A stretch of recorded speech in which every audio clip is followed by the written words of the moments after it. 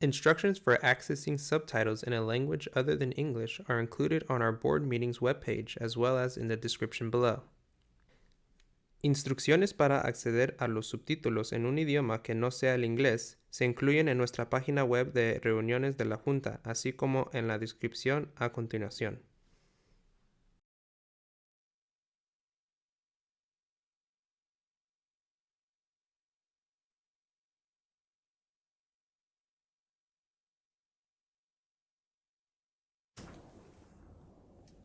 Good evening and welcome to the Ross Valley School District Board of Trustees regular meeting. Today is June 3rd and I am calling our meeting to order at 6:08 p.m.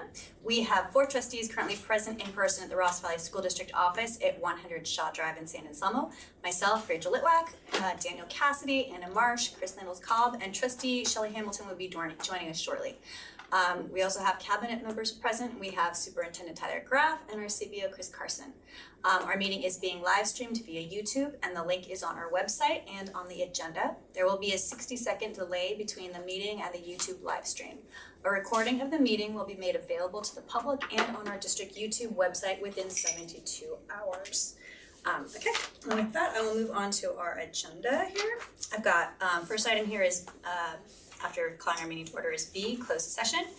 Our item here, B1, is identify closed session topics. Our first one here is conference with labor negotiators pursuant to Government Code Section 54957.6- all employee groups, CSEA, RVTA, confidential classified, and certificated and classified management. That's our only item here.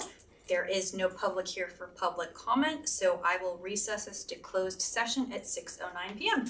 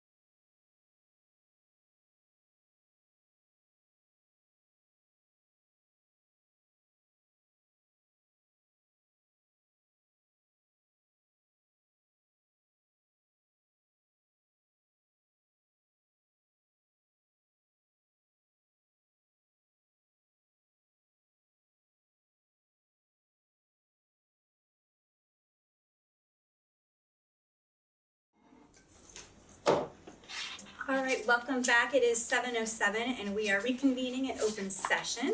Apologies for any delay there. We have nothing to report out from closed session. There was no action taken. So moving on with our agenda, we have C, procedural items. The first one is the Pledge of Allegiance and the Democratic Reflection. I don't generally have a democratic reflection, but given that it is June 3rd and we just came out of a very, very important election day, I just wanted to say thank you to everybody who took time to vote yesterday, everyone who voted somewhere in between that period where you could mail in or drop off a ballot. Thank you to everybody who took their children and showed them what it means to vote and explained to them how important it was. And just I'm grateful that we all had an opportunity to speak up as a community and voice what we think is most important and what we value. So as far as Democratic Reflection Day, thank you to everybody who participated. And with that, join me in the pledge, please. I pledge allegiance to the flag of the United States of America and to the republic for which it stands, one nation, under God, indivisible, with liberty and justice for all.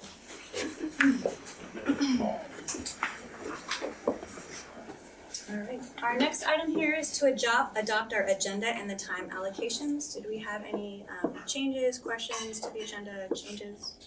Okay. If not, I'll entertain a motion on this one. Yeah, I'll recommend that we adopt the agenda and time allocations. Great. Do I have a second? I'll second. Thank you both, Daniel. Aye. Anna. Aye. Chris. Aye. Shelley. Aye. Thank you. All right. So moving on with our approved agenda. Our next item is D, communication. The first one here is public comment regarding items not on the open session agenda. Do we have any public who would like to come up and make a comment? This is specifically for things that are not on the agenda. You have 3 minutes and you'll get a 2.5 minute warning when your time is nearing up. Hi, I'm Anna Grum. I'm a Wade Thomas parent of 3, including this one. She's my eldest. I came here tonight for a couple reasons. First, to highlight this effort on H wasn't the work of a small committee or the school board. It was a huge grassroots effort from parents, teachers, kids, going back to town hall discussions last September, and the effort taken for community discussions. Thanks to Tyler for really listening to the community feedback and us parents. Personally, I was in all of those meetings, then built the SOS RVSD website to help educate our community on the funding issues and what we could do on a local and state level to facilitate change. And then we get to the official campaign. For me, that was distributing signs, materials, emails, text posts, organizing rallies, leading canvassing trainings, knocking on hundreds of doors, speaking at town council meetings. Oh, the list goes on. Why did I work so hard on this? 1, for our kids. We moved here specifically for the great public schools. I don't want to move away. She doesn't want to move away. I have met some incredible friends in this community, part of the silver lining in all of this effort. So many of them are right behind me. But we also did this for the teachers and the staff. If H passes, they deserve a significant raise this year, considering how the last few years have gone. Yes, we need to keep reserves at a level that won't send us in the red for 3-year projections and higher positions so we aren't paying excess costs for contractors, but we can be fiscally responsible and still give these teachers and staff a raise they deserve. I would also like to see a full-time counselor at each site prioritized for social emotional learning as it continues to grow. It's the right thing to do and why we all worked so hard. Thank you.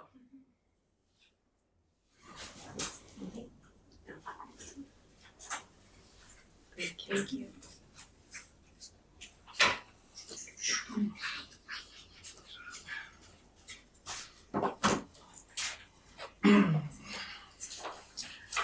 Good afternoon. I'm a man that believes that credit is where credit is where credit is due. I'm terrible at public speaking. Why do you people do this to me every time? Measure H is rolling strong out the gate, and I honestly believe the strength of the community is going to carry us over the line. Thank you, District 10904. Good for you. I love them. One guy. I'd of course like to thank the active board members and community leads, those that put themselves front and center, got in the line of fire for our community, and made themselves visible. I saw the gaps in Measure E and decided that with H, I had to get involved as much as I can, and one fact stood out as glaringly obvious.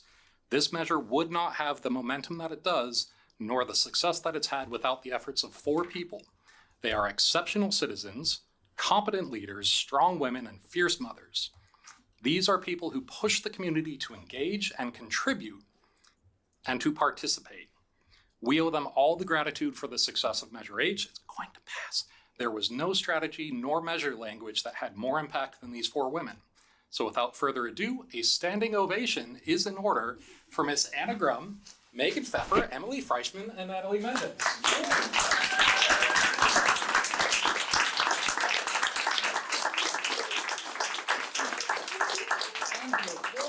Flowers, that's what they were for the whole time. Thank you. For Natalie. Okay. Appreciate it. Thank you. Thank you so much. Everything you guys do. I need my phone back. Thank you. Thank you. Do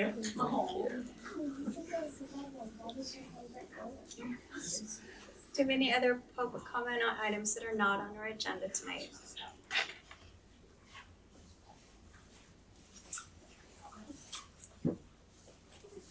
Hi, my name is Alicia Solis, and as you know, I'm the school psychologist at Whitehill. My daughter is a first grader at Manor, and my partner works at Manor serving lunch and supporting students during yard duty. He also works full-time from home as a digital designer, but he's stepped in to fill in a position that was needed. We work so hard, like so many families, to support Measure H. I was also active in last year's campaign. And alongside so many other amazing and busy, very busy active families and staff, we rallied, knocked on doors, talked with neighbors, and showed up everywhere. My normally introverted first grade daughter even spoke at a town council meeting, and she was posted on Instagram, and that was amazing. So many other people gave such significant amount of time and energy to help this succeed. The results are not yet final, and the signs are looking really positive, and we were hopeful for a successful outcome like everyone. What's clear through this process is so with my parent hat, well, in a staff hat, our parent community is very, very activated and very highly engaged and very connected right now, and extremely invested in our schools. And as someone who works in the schools, it's such a huge blessing to be a part of this community in this moment.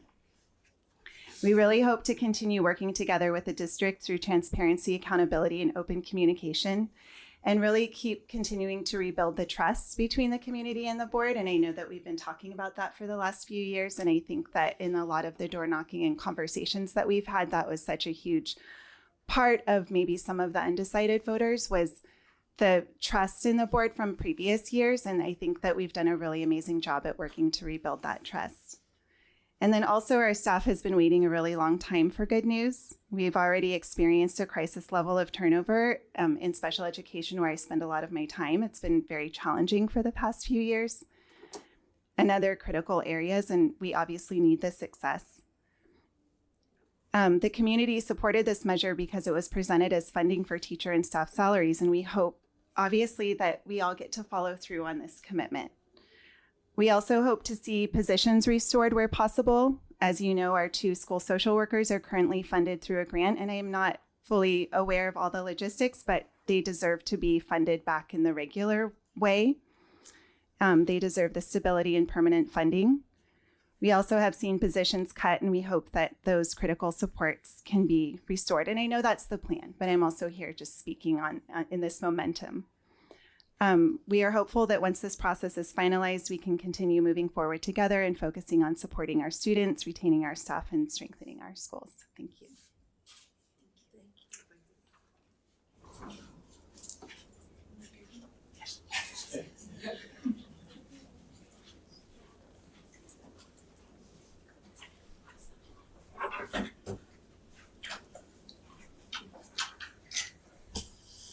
Hi everybody, good afternoon. My name is Kyle Amsler, and this is my daughter June.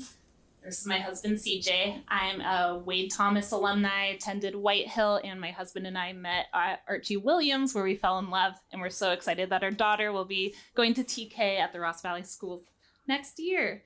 We're just so proud of the community that came out to support Measure H, and I want to give a huge shout out to all of the children who worked so hard. June knocked doors of so many apartment complexes and houses and waved signs and handed out flyers. And I know so many of the kids here did as well. So it was so wonderful to see that effort. Yeah, I echo all of that. I mean, this was just an amazing campaign. I've worked on progressive campaigns for a decade, and I don't think I've ever seen this level of organic grassroots community support for a measure. It was pretty outstanding. So just thank you to everyone who participated to make this a reality.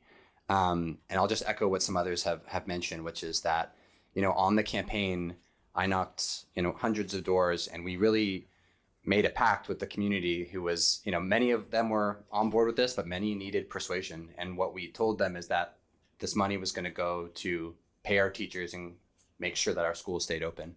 And we know that Measure H funding is restricted and has to go to the classroom, but we also know that gives you all as a board more flexibility with the budget with unrestricted funds. And so we're asking that we honor, the message of the campaign, the promises we made to voters on the campaign, and that we prioritize paying our teachers and the district staff what they deserve. Everyone here knows that, our teachers have gotten virtually no raises over the last 2 years. They're the lowest paid in the county. And with the union contracts of both RVTA and CSEA coming up, it's just really a huge opportunity, and I think an obligation that we prioritize giving our teachers and staff the raises they deserve so they can keep teaching our kids and providing this incredible public education. Thank you. Thank you.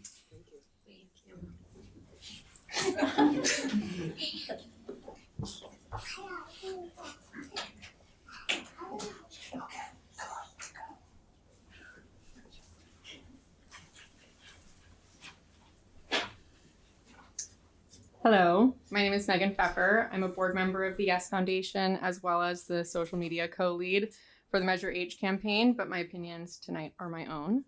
First, I'd like to remind the board how inaccessible these meetings are to parents of young children or district members with disabilities. This is in direct opposition to the values this district claims to hold with regard to equity and inclusion. Please make changes to this policy. Every other meeting in Marin does. Second, I want to take a moment to express how incredibly proud I am of this grassroots community campaign for Measure H. The Measure E campaign in Mill Valley actually reached out to me and Elena mid-campaign and asked to meet so they could have their consultancy meet with our consultancy to try to replicate some of what we were doing. They were shocked to learn there was no such consultancy for the H campaign. So what an accomplishment this campaign was. I could spend all night listing all of the names that put so much work into this. But right now, I do want to give a special thank you to Board President Litwack and Trustee Marsh for your involvement in this campaign. It was a joy to work alongside you guys and to fight for the future of our kids' schools. It was inspiring to see you both knocking doors, organizing phone banking, and tabling events with the rest of us. As you all know, this campaign knocked thousands of doors and tabled at nearly every event in Ross Valley since March. But Elena and I also reached more than 28,000 people with our social media videos, which resulted in more than 200,000 views. I don't say this to toot our own horn. I say this because thousands of people heard promises vouching for this board and from her and my own lips, so this feels personal. Based on the direction the board gave when authorizing Measure H for the ballot, we promised voters that funds from Measure H would have oversight to ensure it funded teacher raises and core program restoration only, and it is our faces, along with every other person who knocked doors and tabled at events, that this community will remember making that promise if this board does not follow through. We promised voters that Measure H would ensure substantial raises for RVSD teachers, and I'm here tonight to ensure that this board knows that we are not checked out, and we will fight for unrestricted funds to not get reallocated to refill reserves instead of prioritizing teacher salary increases and the restoration of core programs. I hope you are all in agreement. When you appointed Trustee Marsh, one of the key reasons you gave was for her commitment to community engagement. Something you said was a key feature of your roles as trustees. So I'm also here to say that I am very disappointed in the lack of involvement from the rest of this board for this campaign. Not only was it negligent for this board to fail to request a parcel tax increase years ago, not only did you fight against an increase of $600 to $750, which was the actual need. Again, thank you, Marsh, for your honest vote on that. You also did not log a single door knocked in PDI. Our schools were on the line, and you sacrificed seemingly nothing for the campaign to save them, while the rest of us drove our spouses and children insane, rearranging our schedules to ensure this didn't fail. I know we're out of time, but I am aware of the Brown Act, that you cannot have more than 2 people on the campaign at the same time, but that does not bar you from being involved as a volunteer. If you do not have the time, the energy, or the enthusiasm to meet moments like these, please let someone who does step up. Thank you.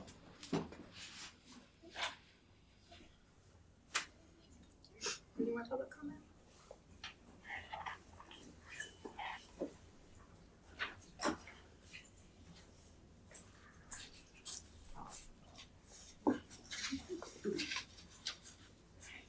I'm Emily Frischman.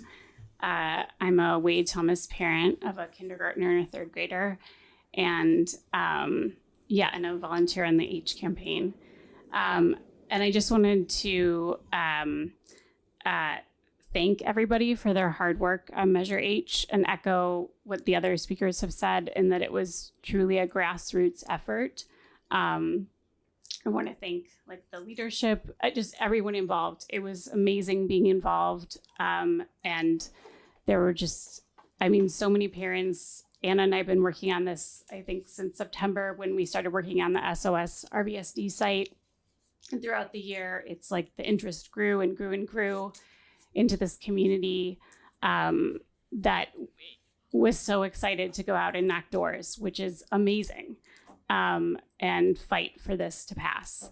And so I just wanted to, even though I'm sure they're not listening, but really thank the community and everyone involved.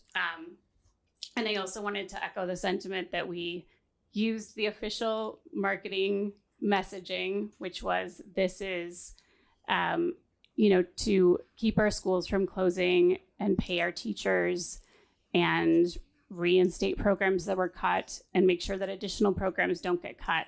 And I canvassed hundreds of doors. I had that conversation so many times where people said, you promised me this isn't going, this is where the money's going. They asked specifically, they said, this is where the money's going. And I said, yes, there is accountability to this money. And so I just wanted to say that is very much the expectation of the community, the volunteers, the parents. And I would ask you to prioritize giving our teachers and staff the raises they deserve, and keeping and reinstating the resources we need to keep our schools successful as they are now. Thank you.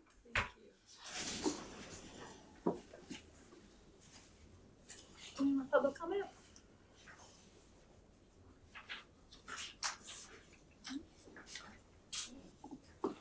Last chance? All right. With that, I will move on. Our next item here is D2, correspondence and communication with the board. I think we had one thing or nothing. Nothing, yeah. So nothing posted on that one. So our next item was announcements by labor unions, CSEA and RVTA. Do we have any labor union announcements today? No? Okay. Seeing none, I'll move us on to item E, presentation and or action items. The first one is E1, staff presentation and public hearing, local control and accountability plan. This one is Julie, and we're really excited to present about our 26-27 LCAP, the last year of the 3-year plan. Next year we will be spending time designing a new 3-year plan. Okay, except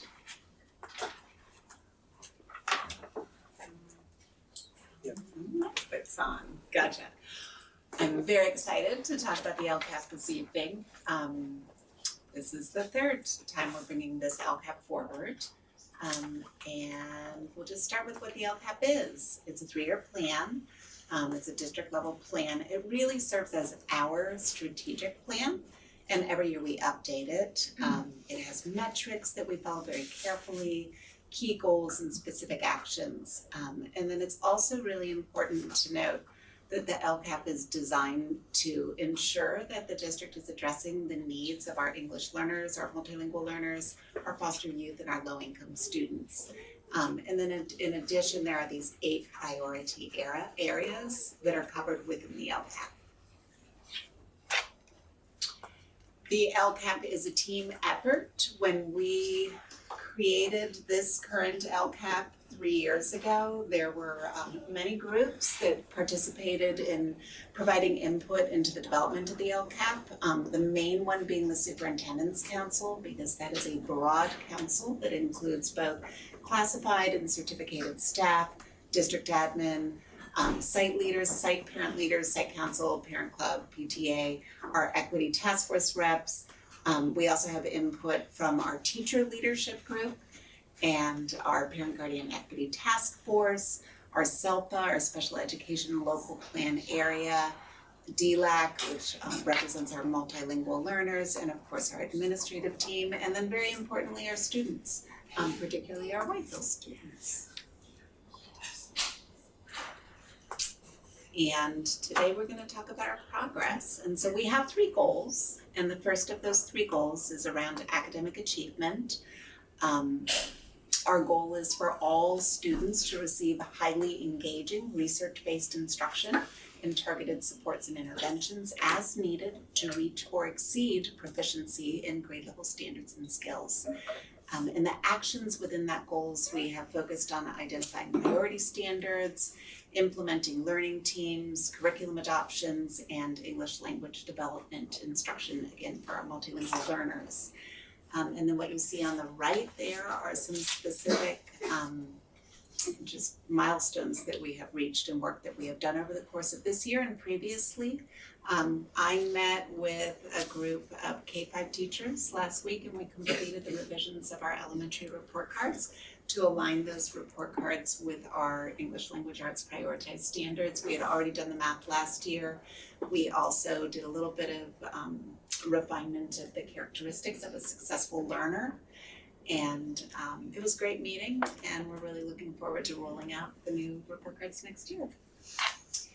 And we've really gotten good at using data to inform instruction, whether those are curriculum-based assessments, the actual curriculum that we're teaching within the classroom, or it's our reading screener, MClass with Dibbles, or it's our assessment diagnostic assessment, iReady.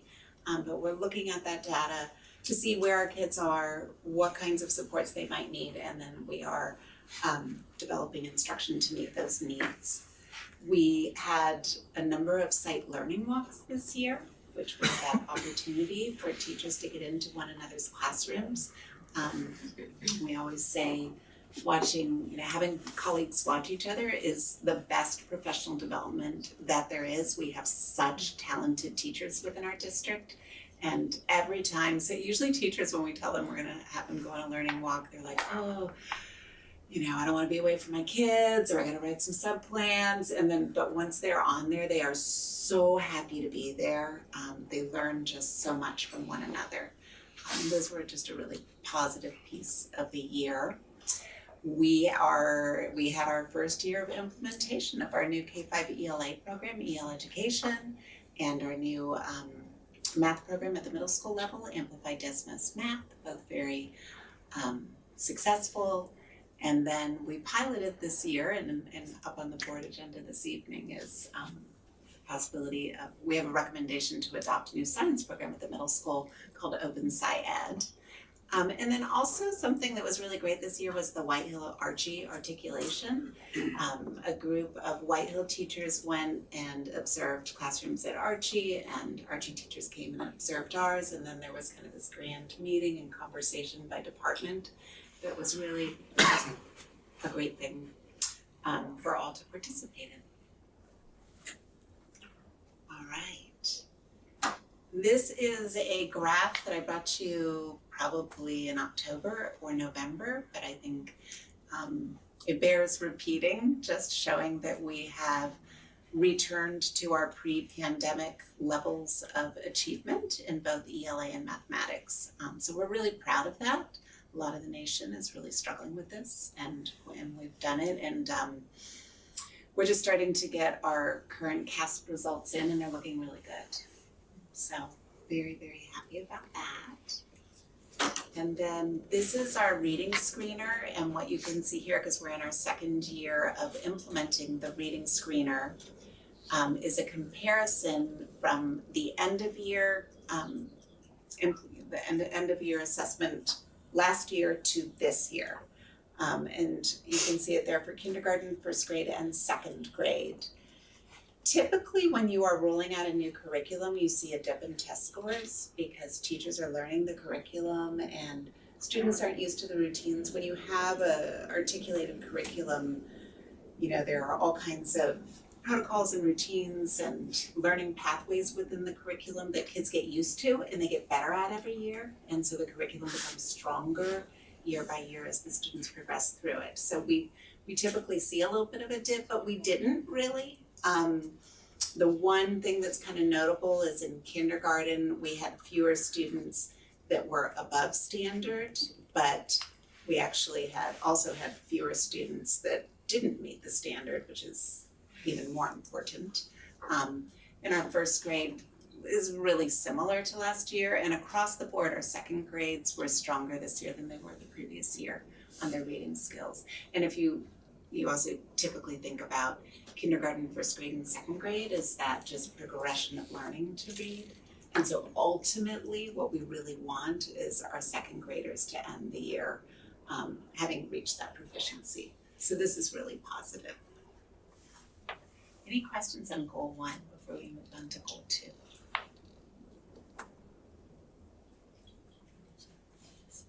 Oh, I have one more. Oh yeah, and I love this one. So this is iReady data, and it shows, again, last year to this year, and these are students who performed at or above grade level. And in every single grade level, we had growth, which honestly I was surprised by. That's pretty phenomenal. So it's really good there. Is the 3rd to 4th grade, is that related? You know, 88% high in 3rd grade, but then 4th grade kind of much lower? It's the same thing that you typically see in CASP scores. It's just looking at level of complexity, and it gets more difficult for kids to reach that higher level. Mm-hmm. Yeah. And you can see that too because both years 4th grade is lower, both years 5th grade is lower. Mm-hmm.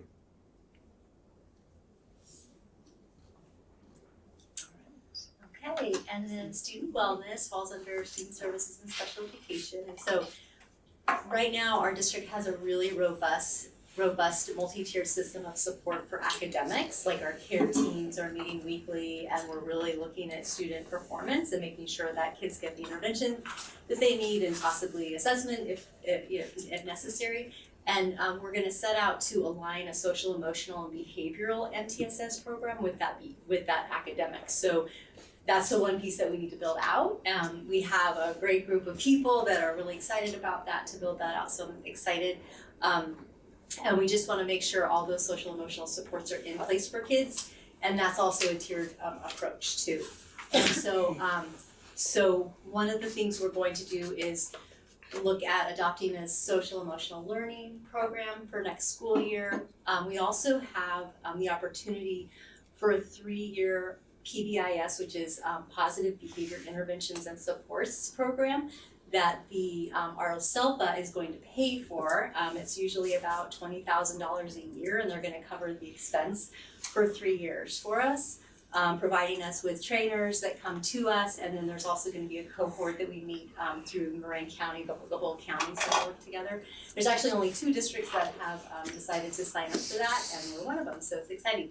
The other district is Reed, so we'll be doing some collaboration with them. We are also, part of our MTSS will also be looking at chronic absenteeism. Chronic absenteeism is students who have missed 10% or more of the school year.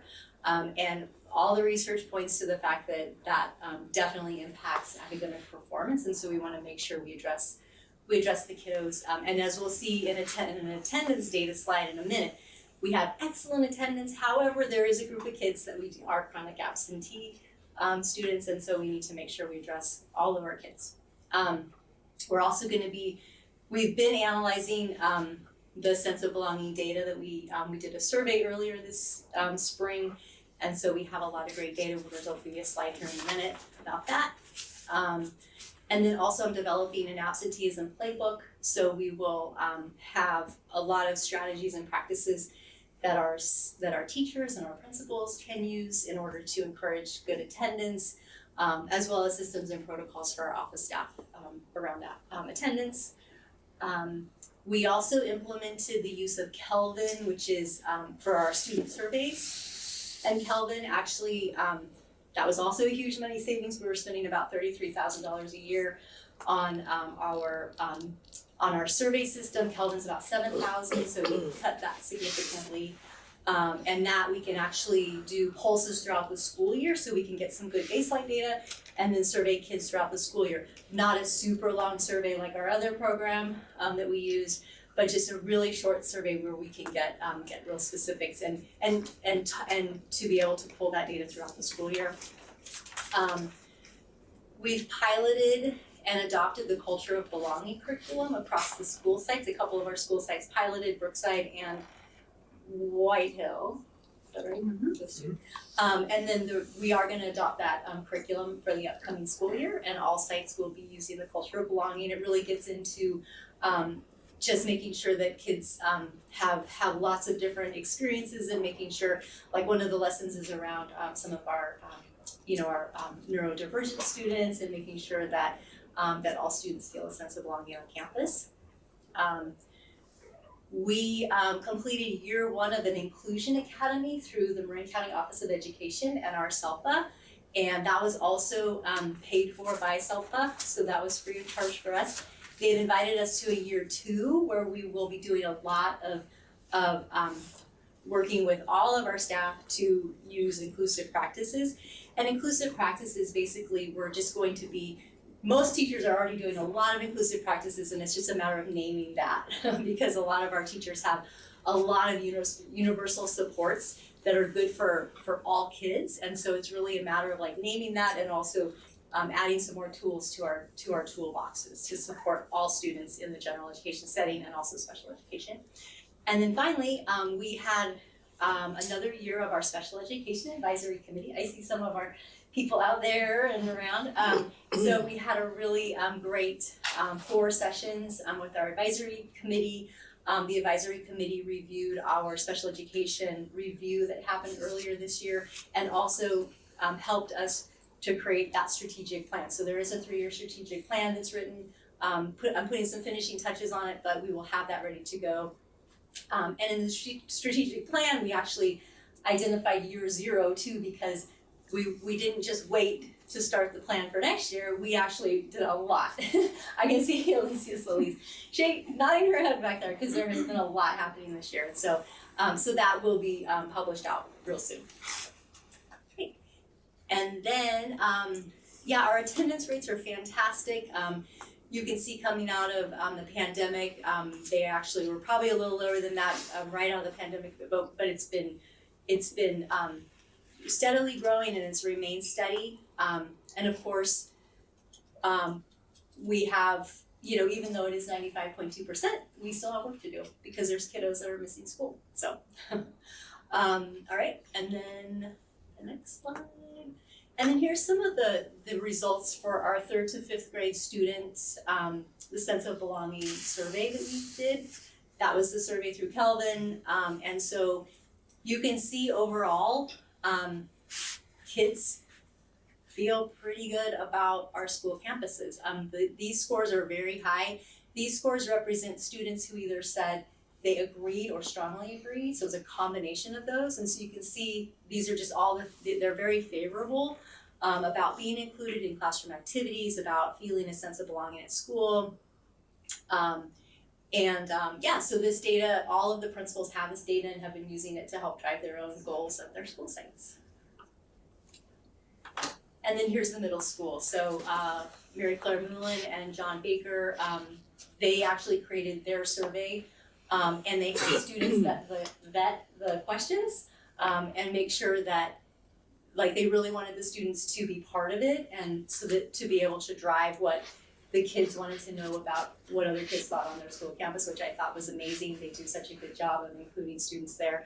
And so you can see this is the same thing, so favorable as far as kids feeling connected to school, students of different cultural backgrounds, ethnicities, races, and identities getting along well, and that kind of thing. So very favorable. And then of course, you know, we do, when we have a score, when we have like a percentage like 69, like it's off from the other ones, we really want to look at that question and see, you know, I think like we actually dug into that a little bit where kids answered like a no, and it was like the opposite, you know what I mean? So the question was a little bit was a little bit challenging to answer, and so we're going to be looking at that question to see how we can revise that and get a clearer picture of what that looks like. One thing I would add is that Kelvin allows you to create a heat map, or it does it for you, and that is disaggregated by student group, and so race and ethnicity, and we continue to see much lower scores for some of our student groups, and that's one of the reasons that we're bringing in the culture of belonging curriculum, right, and that we're doing that belonging work, because we still see quite a big delta, particularly between our Black kids, a lot of our Latino kids, and then our kids who identify as a gender other than male or female. All right, goal 3, community engagement. We've had a lot of engagement this year, and this goal is really about making sure that we're kind of engaging in this continuous cycle of feedback from all of our educational partners, including our students and our parents, guardians, and our staff. And our actions in this goal were around attendance feedback, equity work, and really focusing on our families of multi-learners, really working to bring them onto our campuses more, and also to do a better job of communicating with them. And so again, we have this new survey tool. We really like that we can do these frequent, they call them pulses, but this idea of just a shorter survey and that we can have data over the course of the year. In the past, by the time we administer the survey, it's towards the end of the year, and it doesn't necessarily give you the same clear picture. And so we're going to be working on honing the survey next year and rolling that out more frequently. This is the second year that we've had these really fabulous multilingual celebrations, which are also serving as our DLAC, our district advisory groups for our multilingual learners. And those have been just beautiful, well-attended events. I think the most exciting one is when our multilingual students are reclassified. They are reclassified as English language proficient, which I think, I always say, like, if I were reclassified as any other language proficient, I would think of it as the greatest accomplishment of my life. I have not yet reached that achievement, but some of our kids have. So it's always a very joyous occasion. And then Lori brought us Language Line, which is that on demand, in the moment, you have a parent who needs translation in any language, and you can make a phone call and have that conversation, which is really terrific. And then of course, our Special Education Advisory Committee has deep engagement of our parents, and lots of other activities have had deeply engaged parents this year. Julie, would you give me an example of how communication has changed? For our multilingual learners? Yes. So Language Line being one piece, having kind of a streamlined way to get in-person interpretation. Jorge actually is our number one fabulous interpreter, and just making sure that what is needed is there. And then we also have been working some on translation and really working to make sure that things that go home in both English and Spanish. Yeah. And then these are our family survey results. So this is again, agree or strongly agree. And they're really strong results. My family feels welcomed and respected at this school. The school values and respects our family's background. I feel confident the school is meeting my child's academic and social emotional needs. Is a little bit of a lower score, which It's something that we want to continue to work towards, making sure that we are supporting every child in all the ways that they need support, and that we are partnering with our parents and guardians in that process, and so that they understand that the support is there. The best one. I believe regular attendance is an important part of my child's success in school. Really high number there. Great. Yeah, that's huge. And then our staff survey too. I was really proud of these scores. I think they're a lot higher than we have seen in recent years, and just really nice to see that sense of belonging is there for our staff, and that they feel respected and valued, supported by both school and district leadership. Equally, those were two separate questions, and they had the same number there, and I think that's a shift for us, especially the district one, so really happy to see that. And then decision making looks like an area of growth for us, so continuing to partner with our teachers and staff. And then this is our most recent DLAC event that we had at Whitehill.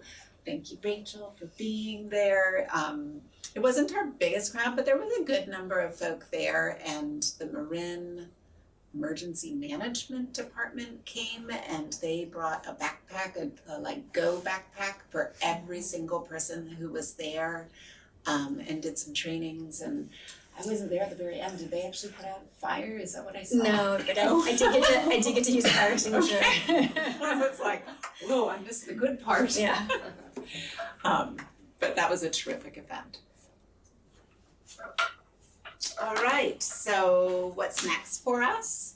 Well, next year, actually, we'll be spending the year developing a new LCAP, which is huge. And I know Tyler has lots of really great ideas about how to move forward with that, and Stephanie will be working on that. But in the academic realm, we will continue deepening implementation of our new programs. It takes a while to learn a new instructional program, and we have amazing teachers who, when they go through this pilot process and they select a program, they do not select the program that's the easy program, that's the push go, and here's a slide deck, go to it.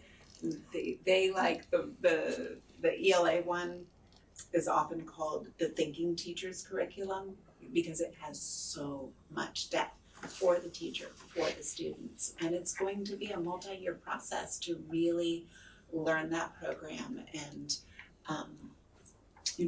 hone it and make it ours. And our math program is going really well at Whitehill. One thing I'm seeing in our current CASP score returns are some increases in math at Whitehill, which is really exciting to see. We're going to work on pacing guides for elementary, so that we can, implement all 4 modules within the program.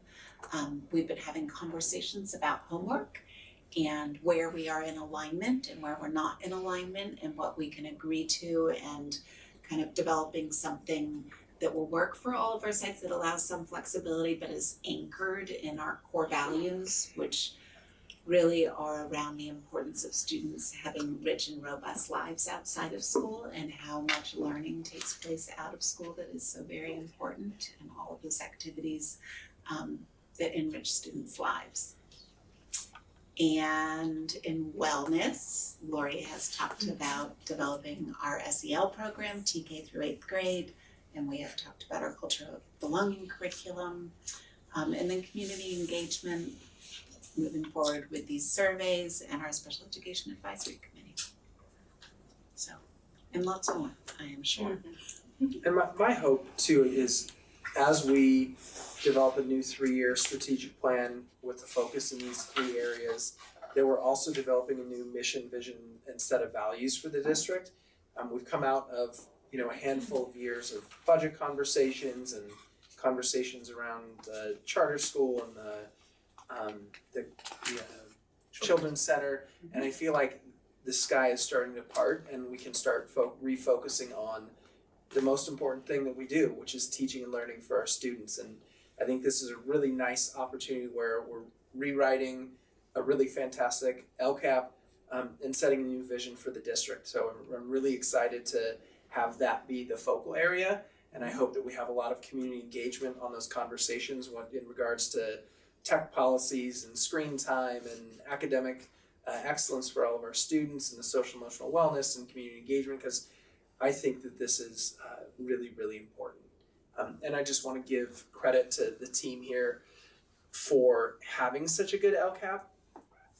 I worked in Santa Fe and we had a 150, 170 page LCAP with 40 actions under every single goal. And this is a LCAP that is strategic, thoughtful, and really streamlined to the most important things that we need to do in our district. I'm really proud of that because it's a plan that we actually implement every year, and I'm excited to see us continue that mantle moving forward.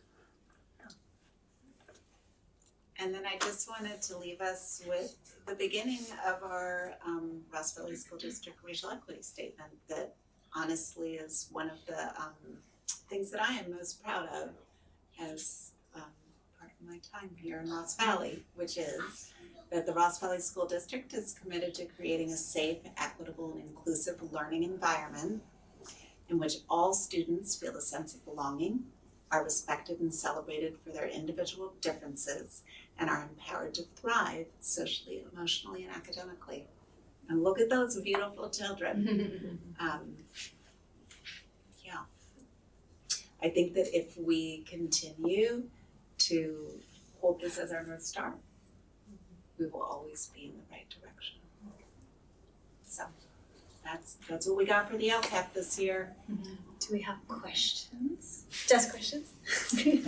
Question about the White Hill Archie articulation. Can you talk a little bit about what was observed and why, and what was discussed between the two cohorts? So it started with Archie administration and White Hill administration and myself having a couple of meetings, and what we discovered was that both Archie and White Hill were kind of working on the same thing with their staff, which is really looking at DOK, or depth of knowledge of instruction. And so that idea of wanting students to engage, although it's important to engage in that kind of first level instruction, recall and facts and that kind of thing, that we really want to go deeper, and that fourth level is all about application. And so they developed an observation guide together, and then when they did their observations, they were taking notes on the different activities, what was happening, what level of DOK, depth of knowledge they were seeing, and then afterwards had a conversation about that. And it was pretty funny, like a lot of the high school teachers were saying, your kids are so engaged and they're doing what you tell them to do. And the White Hill teachers are like, all your students are so chill. And it was just kind of a fun transfer of like, what's high school like? What's middle school like? But it was neat that they were focused on the same thing.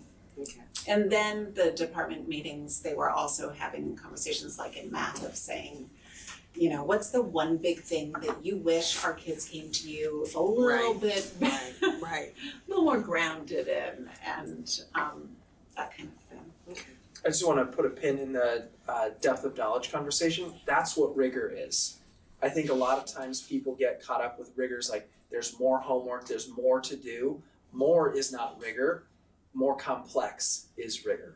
And that's exactly what the depth of knowledge does, is it pushes it from remember the 50 states to being able to analyze and apply knowledge. And it's really great to see that our teachers are talking about rigor in the classroom. And I just think it's important for folks to understand the difference between maybe the layman's idea of rigor is well, I'm gonna go to the school because there's lots of homework. That's not rigor. Rigor is this level of complexity.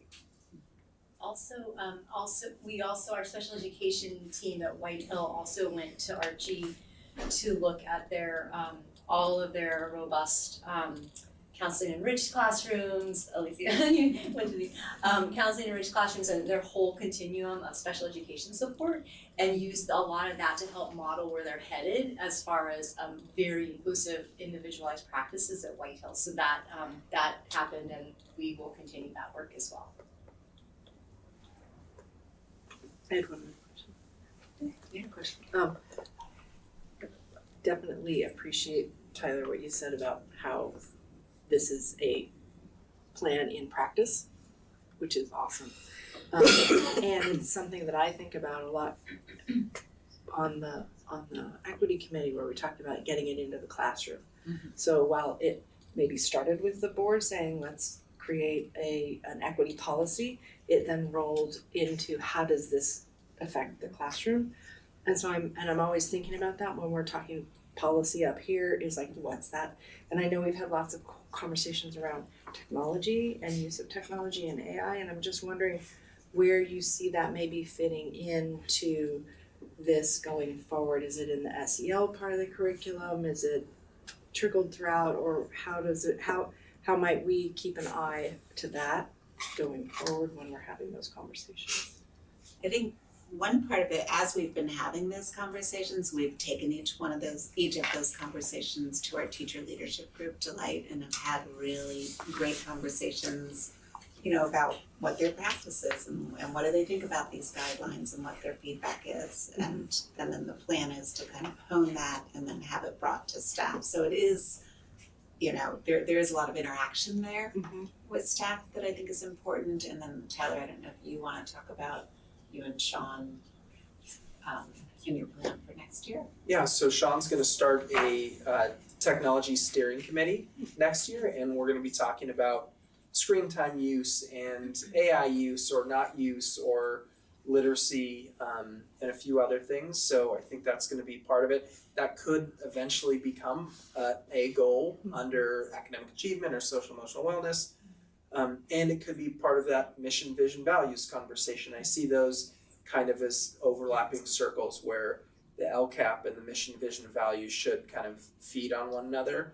And then we have these other documents that are like more guideline oriented, and those should they might not be in the LCAP, but they are used in professional development or in conversations at staff meetings. So that's kind of where we're going with that. But I'm excited to get a tech steering committee put together. I know Larkspur Corte Madera just did something this year that had a really nice outcome. I think our community is probably interested in a little less technology than Larkspur Corte Madera proposed. And I think that's kind of where we're at right now. And I think there's some nuance to talk about in a couple areas. But overall, I think we care a lot about what Richard Elmore calls the instructional core, which is the interaction between a teacher, a student, and the content. And technology can be in there, but it's not certainly not the most important part.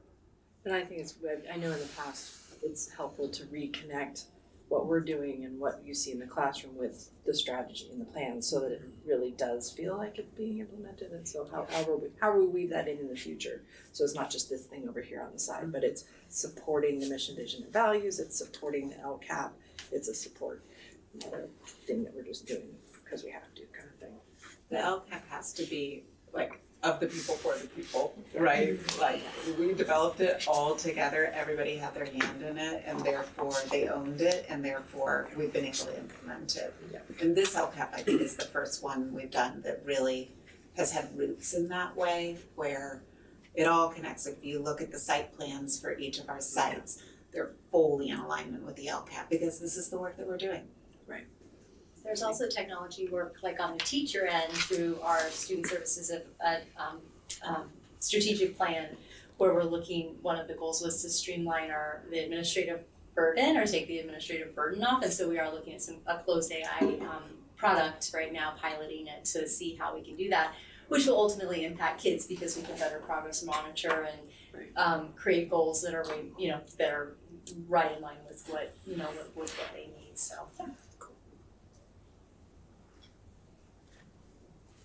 I did have a question on the RVSD staff survey results. There's that one area where you noted that there's like 74% feeling like they didn't feel it or felt like they were included in the decision making. Is there a way for us to kind of increase that number, or a way for us to make it so like they do feel like they have input in this? Because I know that some of the groups that we have in LCAP groups, attendance council and things like that, it's like administrative level or it's maybe pieces of it, but like is there a way to get a broader sampling of people's input? Because I mean, there's like over 100 teachers.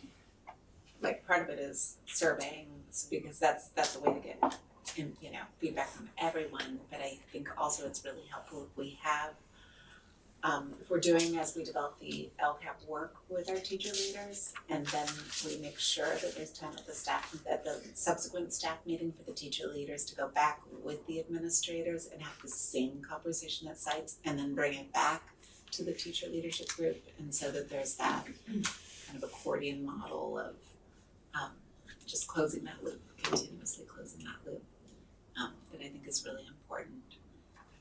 Because I saw that result and just thought, I just want to learn more about where do you feel like you do have an impact on decision making and where do you not feel that. Yeah, one did the same thing. Like, how do we get it so you feel like you have input? Because I mean, that's important. Mm-hmm. And that could be an open-ended question for next year. Now that we got that result, I think we would learn a lot if we ask the same question and say, where do you feel like you have an impact on decision making and where do you feel left out of that process? Are we gonna continue to put the amount of energy and emphasis on attendance as we have been? Like with the letters and there's just been a lot, and I'm just curious if that's sort of the same plan for next, or is that changing? Ramp it up. Are you getting too many letters? No. It's just been, it's been a high topic, and I'm just curious if that's going to continue. And we do have to send the letters out. That's a legal mandate for us. Like when we have a student who misses 3 days of unexcused, a letter goes. So those truancy letters have to continue going out. We are going to ramp up efforts to build out our student attendance review board, which we have a team that's established that we're going to be doing that more. Which is for chronically absent students, which is 10% or more of the school year. So it's 18 absences is a lot. Yeah, and so and then the school sites are doing a fantastic job putting messaging out around attendance and that kind of thing. We also like messaging before holidays and things like that, making sure people understand that this is so important. So, but I think the focus is going to be more on the chronically absent students because we do have a percentage of kids that we need to help. And a lot of it's about removing barriers to attendance, like, how are kids getting to school, or is there some way we can help support to provide, to eliminate those barriers so that they can attend more regularly. Do we know, what is the state attendance average? Do we know? It's actually, right now it's 94.5% on average, so we're a percentage higher than that. I have a hard time believing that though, because we have a lot of schools that I would guess it's much lower than that. Is county about where we are? Probably. Yeah. We used to be at 96 pre-pandemic. Right. So the fact that we're at 95 is good. And I think one thing the pandemic did was, I think, highlight for parents, like, okay, I've got to be a little bit more cognizant of not sending my kid to school sick and spreading things, or I'm a little worried about this thing that's popping up. So I think people are a little bit more careful about sending their kid to school if they're, have a little cough or something. It also created a lot of hybrid jobs where parents can take an early weekend and take their kids with them, and that continues to be something that, I've definitely seen the shift though, I'd say, since like my daughter started in the last 5 years. Yeah. Like since right out of COVID, I've really, this feels accurate in my experience. Do you have questions? Do we have any public comment on this item? This is public hearing. Oh, sorry, public hearing, that's right. Get the script out. Okay, so let's see. Okay. So we have to do preliminary 2026-27 district budget and multi-year projections for 2027-28 and 2028. That's the next one. Where's that one? I don't have one. They're cute.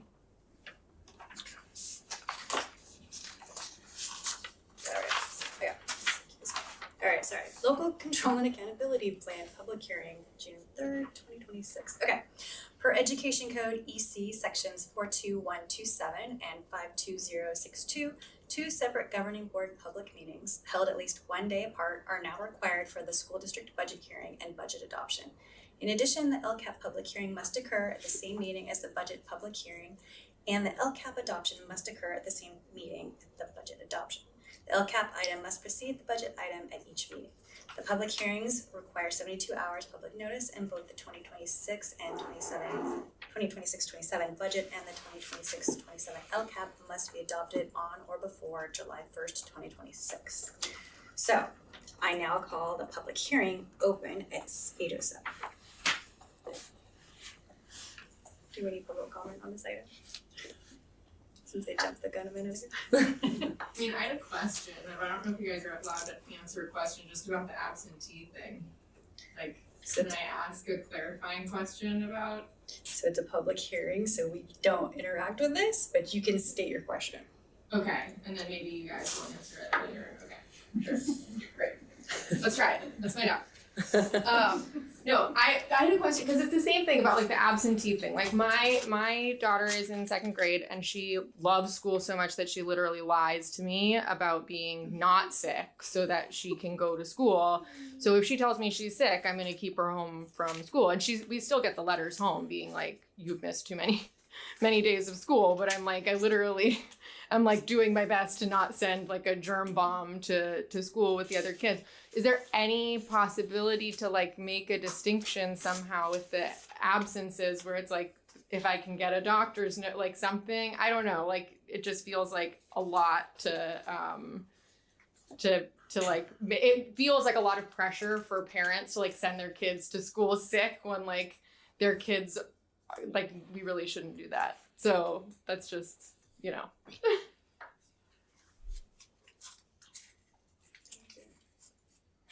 Hi, I'm Lauren. I am a parent of a 2nd grader and will be parent of an incoming kindergartner next year at Manor. I would echo Megan's curiosity about the distinction between reasons for being absentee, because I think the idea of students being out because they're sick versus out because they have barriers to getting to school versus out because they're on a vacation is a pretty important distinction. And I don't know how that would get built into the tracking system, but it feels like a valuable dial down of the data to know why people are not there.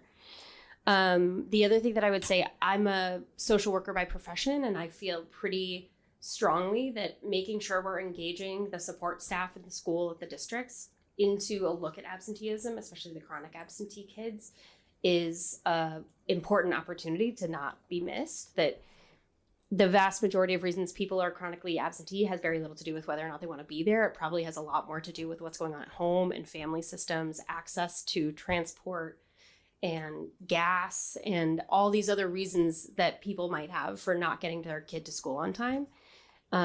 That is not necessarily the school social worker's responsibility, but I would be willing to bet that the school social worker is going to have a valuable lens for looking at those kids and why they're showing up chronically late. I would also put in a, not entirely related, but another vote for really making sure that if you're going to prioritize SEL, if you're going to prioritize that vision statement of making sure kids are empowered and thriving, you need to have the staff that are going to be able to do that with them. And that's social workers, that's counselors, that's unclassified staff. And the summary was incredible. The LCAP was wonderful, but it needs people who can help implement it with meaningful and informed perspectives. So that's my 2 cents, is don't count out the counselors, the social workers, and the unclassified staff that are going to help make that happen.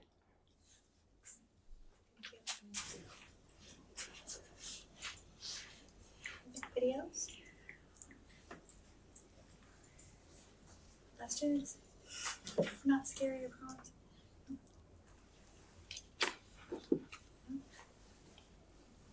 There. All right. So I will now call the public hearing closed, seeing no further people stepping forward. All right.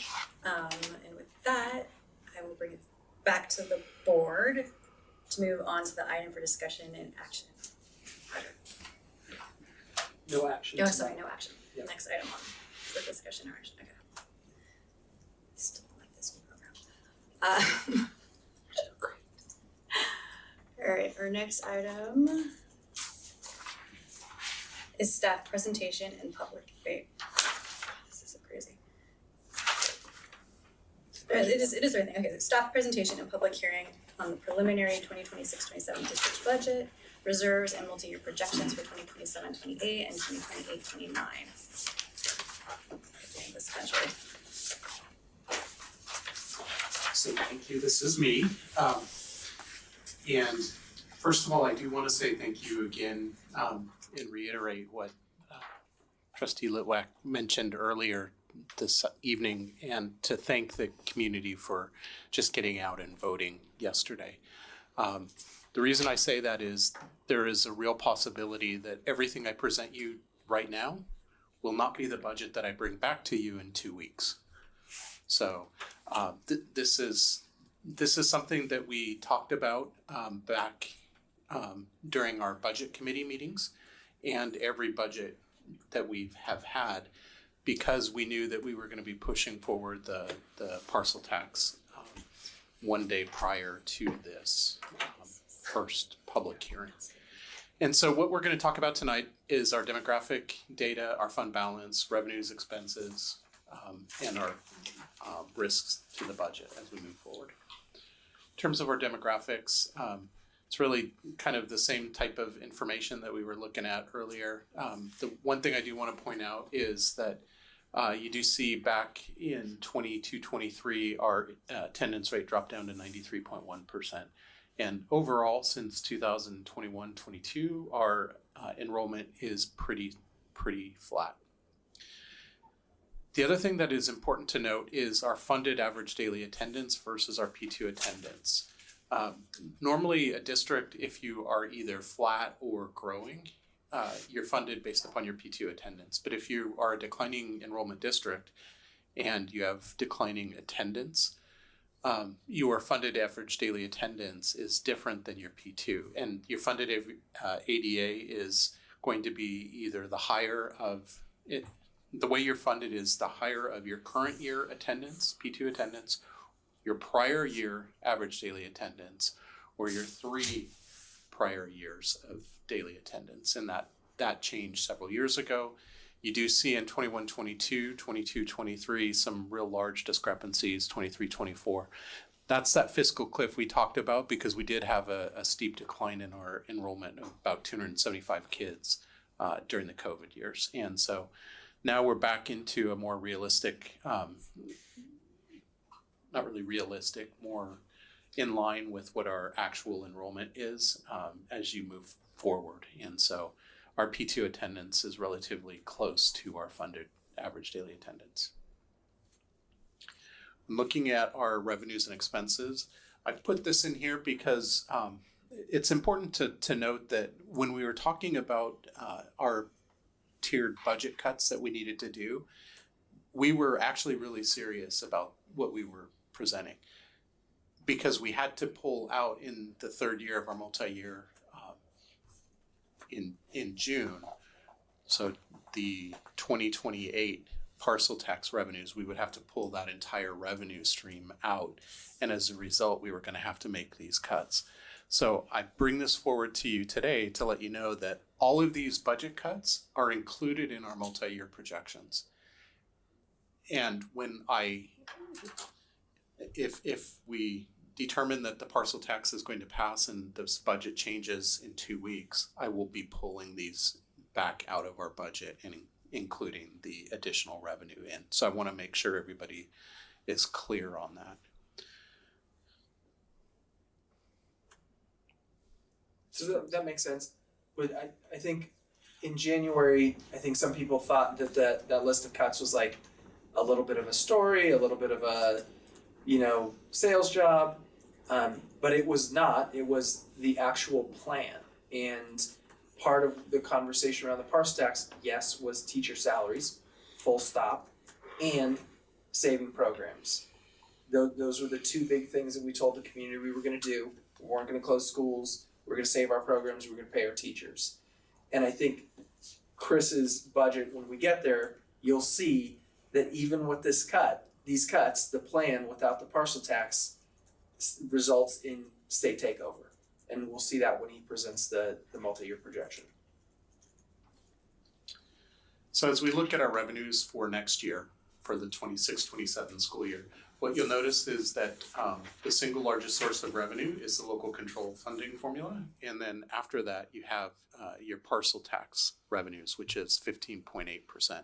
So that is a very large percentage of our total revenues. So that's really critical. The other thing that is important to note within the other local revenues includes the state dollars that they've added in for special education. So within the May revise, the state added additional dollars in state special education dollars, and that's the bucket of revenues that it goes into. And so we have approximately $500,000 included up there. In the other local or in the state? It's actually another local. It's opposite of what you would expect it to be. It's just the way the object codes work, but it goes under other local. Can I ask you a question, just going back a little bit, because I want to just keep the attendance head count numbers in place. There was that spike with TK, statewide TK. And do we have a sense as to the matriculation of those TKers staying within our schools? Is that a good number that we can rely on? Because I know like some just come for TK and they don't enroll. Have we seen? That's more of a question, I think, for, as far as I know, for the most part, they're staying. We do see a drop in our numbers, but it's not as significant. TK enrollment the coming year is strong. But You're talking about I'm talking about TKers. Yes. Do they It's like, stay can with we us? count them towards kindergarten, first, second, Typically third? what happens is you'll see, if you have 100 TK students, you'll probably have 90 of them roll over to kindergarten. But then you'll also see new enrollments at kindergarten for families that stayed at preschool and didn't attend TK. So you see both new enrollments at kindergarten that didn't attend TK and some TK students that end up going to a private school, for instance. So I guess we are seeing that spike that we anticipated, and Yeah. it's sustainable. Yeah. We do see a With the spike. funds. Right. Okay. Part of that is that it's now a full year of age eligible children, where it was not prior to the current fiscal year. Right, we didn't have that butts and seats. Correct, because it was fewer months. I think prior to the current year, it was only a 9-month or 10-month program. Because they were slowly phasing it in. They were Now phasing this it is the first year of the full phase in. Correct. Yeah. So there won't theoretically be continued increases, as there were every time they added 3 months to it every year. Exactly. We would get more and more students. So we have Now that that chunk. it's I'm just trying to fully- figure out the yeah. financing. But that's why our enrollment numbers are somewhat flat over, projecting out, because our smaller COVID classes, a lot of combined classes, but we have a slightly bigger TK group coming in. So I think those classes, like even at White Hill, some may shrink a little bit over time as the elementary school kind of grows over time. I would say that flat to slightly increasing enrollment is something we should be awfully proud of. Compared to the because rest. most districts are seeing precipitous decline. So I think people want to move here for the quality of the schools, the great teachers, the academic outcomes. Like, this district is a special place, and we're seeing, an abnormal enrollment trend as compared to other districts. I think I read an article, we were the only district in the county that showed even a slight increase. Okay. We do expect a slight drop in our enrollment next year, and then it will start to go back up. And so the drop to the 1711 is based upon what our actual enrollment numbers are, where our parents are coming in enrolling their children. But we also have our demographic study, which shows that our enrollment pattern is to go up ever so slightly. And that has to do with that bubble that Daniel was talking about. Okay, thanks. So then as we go forward, the one thing I want to point out is when looking at our total revenues, what funds the bulk of our salaries and benefits is going to be your local control funding formula, as well as your parcel tax revenues. And so it's important when looking at our multi-year projections, what you're going to see tonight removes the entire parcel tax in the third year of our multi-year, which is a 28-29 year, which is exactly what you're seeing there. It goes from almost 25.8 million down to 20.8 million. That $5 million is completely removed. So I want to make sure that that's really clear to everybody. I mean, you weren't up last night redoing it. I was actually working on it tonight while people were talking earlier. Sorry for the extra one, yes. So I am working on it. It takes a lot of work, and I only have 2 weeks. But so in terms of our expenses, our single largest source of expenses is in the form of people, salaries and benefits. We're a people business, and so that's exactly what you would expect.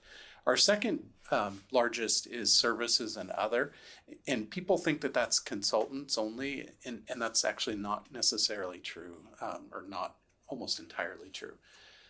That includes things such as our electric bills, our gas, our water. It includes our insurance for property and liability. It includes non-public schools and non-public agency and all of those other things. So that's what the bulk of those expenses are. So just to put a pin in the non-public agency. Non-public agency is when we can't hire a teacher, in part because of our salary schedule, that we're obligated to fill that position, especially if it's a special education position. So we go to an agency, we hire the person at a 20% premium, so it actually increases our costs. So this is where giving teachers a meaningful raise means a lot, and it may actually reduce some of the services and other expenses in the meantime, which would be a win-win. Absolutely. As we go forward into our fund balance, this gets into our multi-year projections, and so I just want to make sure that this is crystal clear because this can be a source of contention. Multi-year projections are really only based upon our best information at that time and those assumptions are changing. And as we have already talked about tonight, our assumptions are likely going to change for 2 weeks from now if that parcel tax does in fact pass. And so that's a perfect example of some large changes to those multi-year projections that can happen really at the snap of a finger. Some large changes to our multi-year projections. We've had our normal step and column costs. We've had increasing utility costs. Property and liability insurance has gone up. That's a phenomenon that is being felt throughout the state. And there's some direct reasons for that, but we won't necessarily touch on those this evening. You also have increases in special education costs. You have our increase in special education revenue that I mentioned earlier. We also have what is known as affectionately called the super COLA, and the state has given an additional bump in the cost of living adjustment to help offset for the cost of providing a 14-week, I believe it is, paid disability leave for pregnancy disability leave for staff.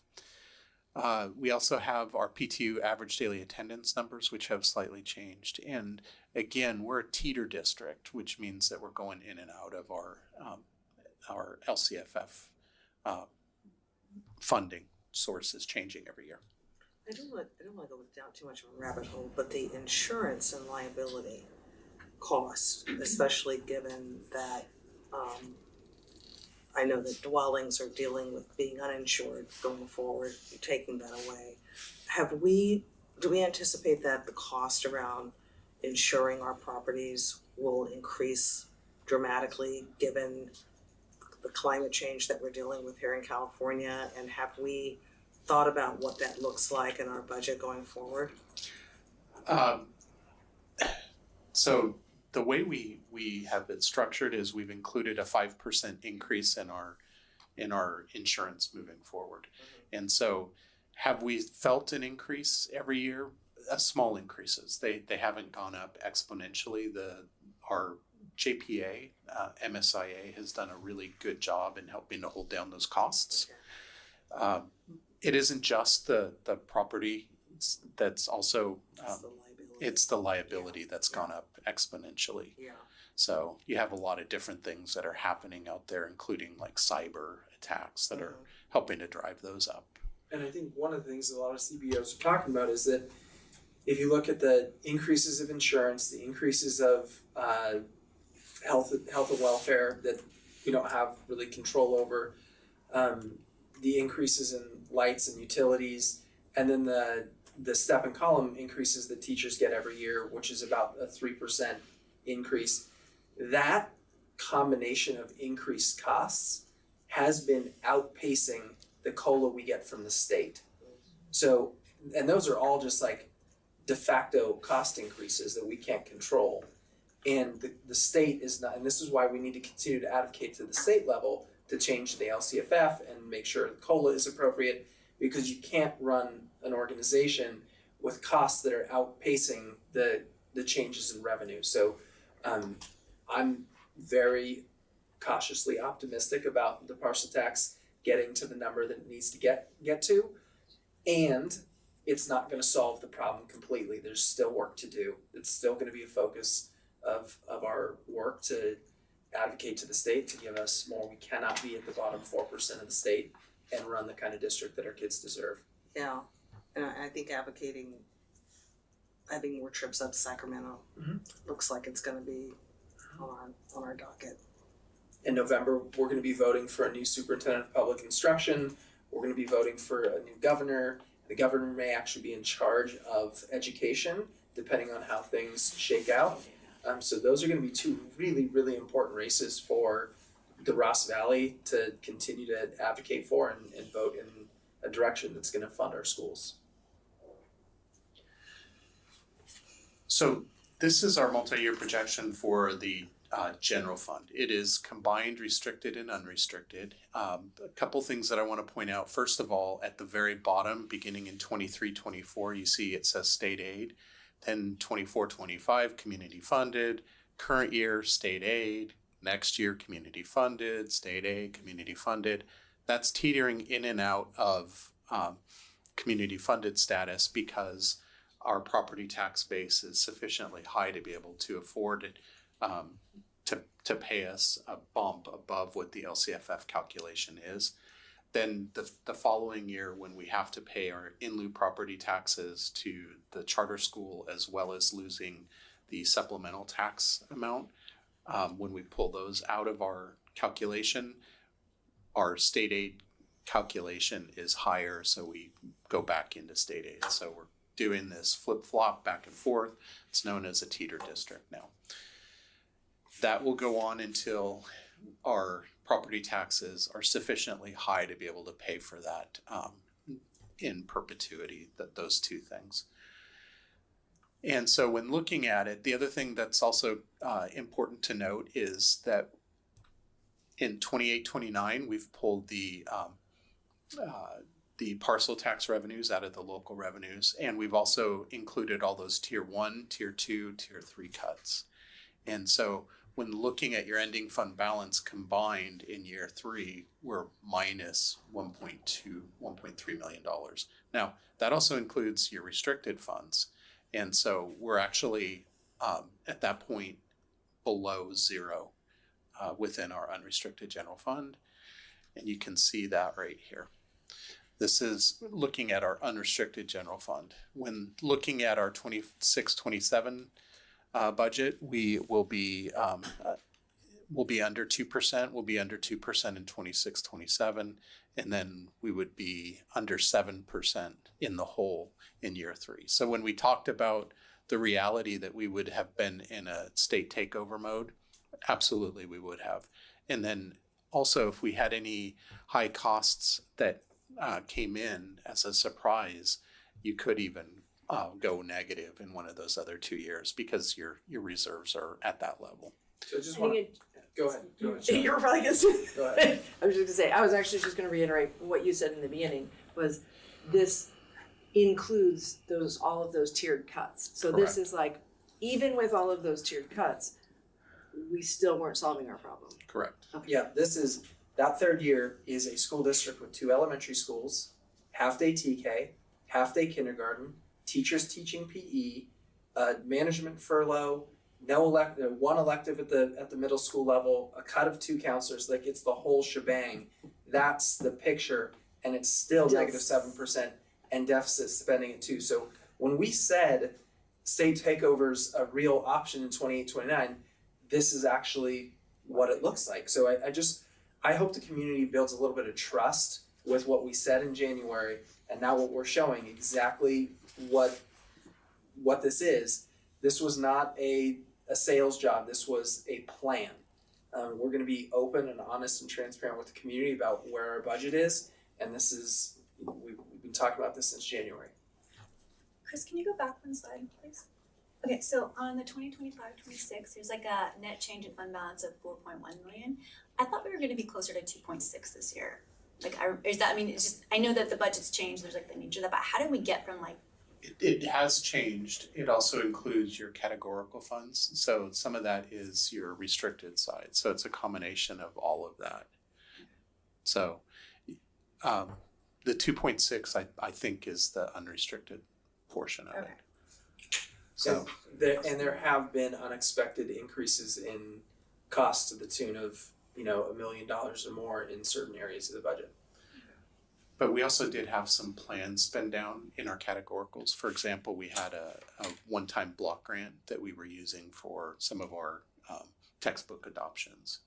And so those funds were going to end. And so we were planning on spending them down. So that's a perfect example of where it's a planned spend down of your reserves, and it's going to happen. So again, minus 7% is where we would have been. So the parcel tax digs us out of that hole, and then correct. We're trying to get above back. It reverses all those cuts that, right? If the parcel tax passes, we're not cutting 2 schools, we're not doing half-day TK, we're not having 2 counselors instead of 4, we're not, like, all those things that we talked about. We restore those into the budget as one of the primary moves that we make. And that's saving our schools, that's saving our programs, and then the next level is paying teachers. Well, one of the other things I want to point out is you see our reserves in like 21, 22, 22, 23. We were up in the 26% range, right around there. And then there's that precipitous fall. If you look at what the statewide average is, and it has a mind of its own, it works sometimes. Can you go? There you go. Thank you. This is the statewide average. Now it works. Went too far. This is the statewide average for 24-25 for elementary districts. The statewide average for an elementary district was 24.52%. Reserves. Unrestricted reserves. So ours is substantially less, but those reserves that we had in 21-22, 22-23, they weren't really out of line with statewide averages. They seemed high, but they really weren't. So I want to point that out. And this is still post-COVID averages. This is statewide average. This is current. For districts that closed their books at the end of 24-25, these are the statewide averages for elementary, unified, and high school districts. And the smaller district you are, the larger that percentage needs to be, because the raw dollar amount is pretty small. You can see when we were hovering at 25%, to go from 25% down to 1% took us a couple of years. So it's important to have a reasonable amount of reserves. Our board policy is 10%, which is well below this 24%. I think CBO best practice is right around 17%. I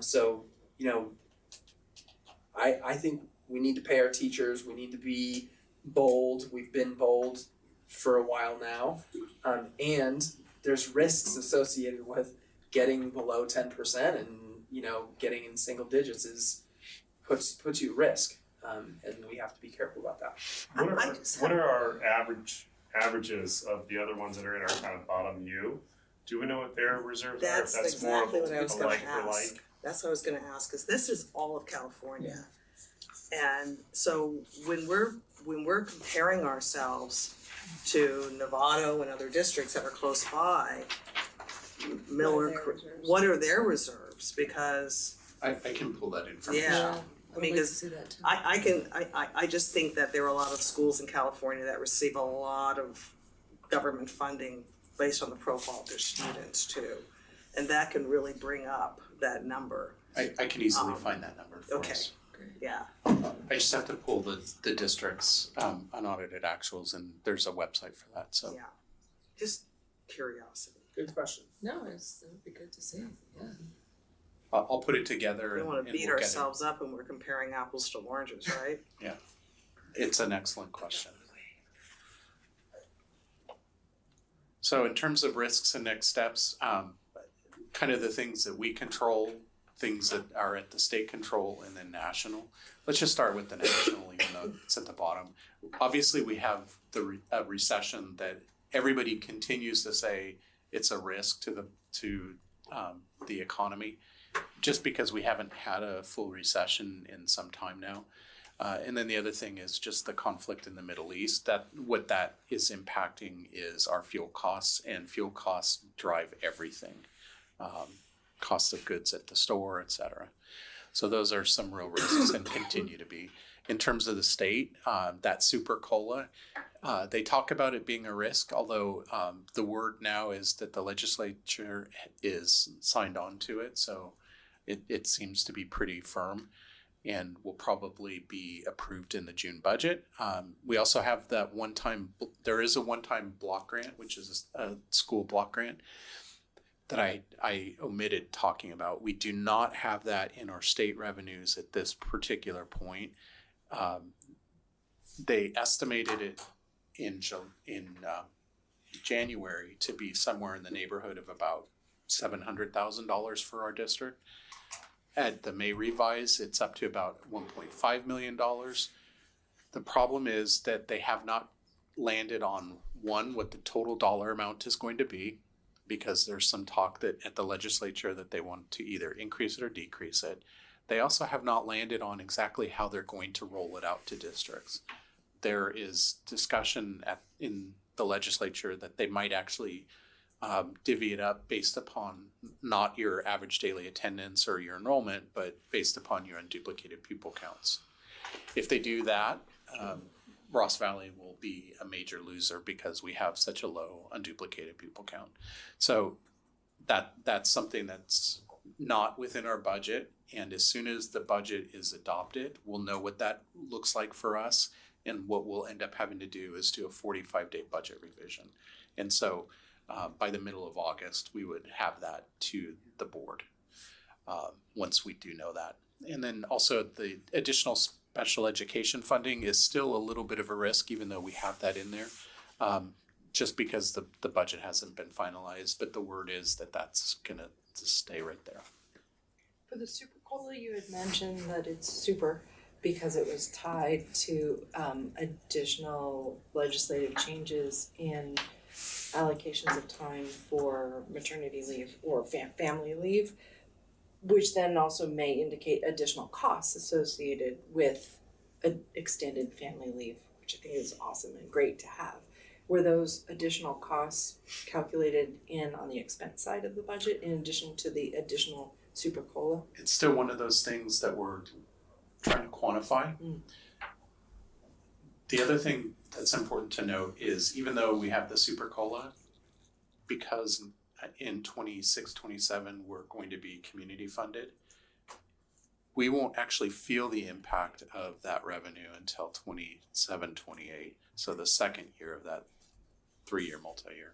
So it's one of those difficult things as well, but if it goes through, we would still be on the hook in 26-27. So in essence, because we're flip-flopping, you as our CBO are having to just constantly be running 2 simultaneous budget scenarios, templates. One with the state, one with all the calculators and escalators and all that kind of stuff when you're in state funded, and one without them when you're not, because they're in 1 year, then they're out another year, then they're in 1 year, right? Makes it difficult, yeah.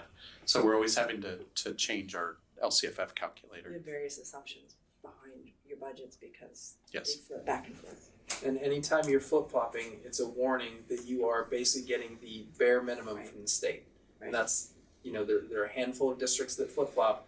We happen to be one of them, and that means we're basically getting the bare minimum from the state in one of the most costly counties in the state. And if you ask school services in California, they will tell you that the most difficult position a board, superintendent, and CBO can be in is flip-flopping. I'd imagine there's additional risks associated. I mean, your budgeting risks and unknown variables just go up quite a bit. Correct. Because you're flipping back and forth between two sets of assumptions and escalators and all that other kind of stuff, which means you're kind of doubling your ability to be as accurate as you can, or your inability to be as accurate as you can, because you've got to flip-flop with all of those assumptions. So thank you for all that work. Wow. So then in terms of our community control, obviously the parcel tax is something that the community has control over. And then just looking at different things, demographic studies related to enrollment, special education costs, attendance, rate growth, and as well as our total property tax growth. And so one thing that is a potential positive moving forward is our property taxes in the current year and next year are estimated to be kind of at the low end of what has historically been occurring in Marin County and in the Ross Valley. And because that's where we're at now, that then gets into our multi-year projections at those levels. It's possible that those go up in those out years as well. So that's something that's out there as a real possibility. But you have to be conservative as a board and CBO and superintendent related Especially to when your reserves are paper thin. So. And the demographics, the aging demographics, on the other, we deal with young kids, but on the other end of it, they're slated to peak at around 2030 in terms of where the, whatever silver tsunami that they call it happened is around peaking around 2030, which is a little bit beyond what our projections are, which would indicate that like housing turnover probably won't start really picking up until right around then, 28, 29, 30. We were starting to see a trend earlier this year with more parcels coming onto our parcel tax roll, meaning that there was some housing turnover at a higher rate, which was really exciting. Part of the campaign, we messaged really clearly to our seniors that you can, opt out, and we've had 100 new opt-outs since then. We've also had three seniors who've reached out to us and said, hey, I'm gonna unenroll from the opt-out because I wanna support the school. So, overall, we're gonna have fewer parcels paying just because we were really clear to the community. That was a big source of misinformation out there. So I thank the campaign for being really clear with that. I think that helped seniors feel more confident. And there's a little bit of, consequence to that. But, as it gets out, there's gonna be more and more seniors too that go like, hey, listen, schools are really important to me. My kids went to these schools and I'm gonna, opt back in. So, overall, right now we're seeing a little decrease, but hopefully that housing turnover and then some generous seniors continue to turn that tide a little bit. And so just in terms of our budget timeline, this is nothing new to anybody here. Basically, we have a new budget that is due every 3 months. What we're showing you today is the adopted budget. It just needs to be done by July 1. So you have the initial budget proposal, which you have this evening with the public hearing. And then before the end of June, you have to have your second meeting where you actually approve it. That's also part of your estimated actuals, so you see that there as well, because estimated actuals is for the 25-26 year, adopted budget is for 26-27. They're on the same document, but in essence, every 3 months. And so that's your budget timeline, and we're really hoping that tomorrow, when there is the release of the next tranche of data, that our data still looks positive, and we'll move forward with those budget adjustments in 2 weeks.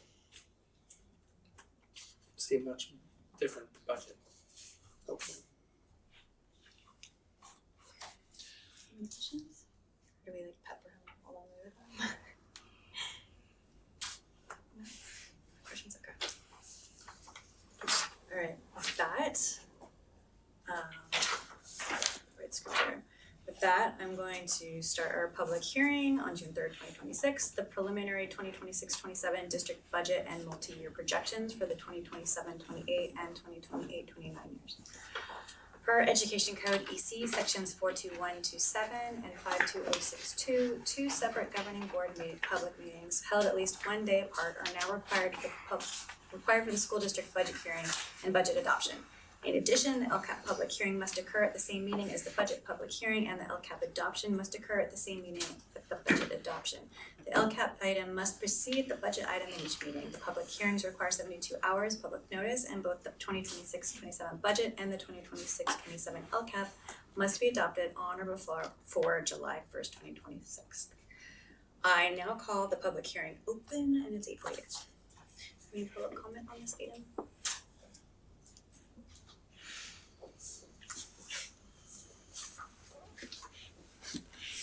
Hello again.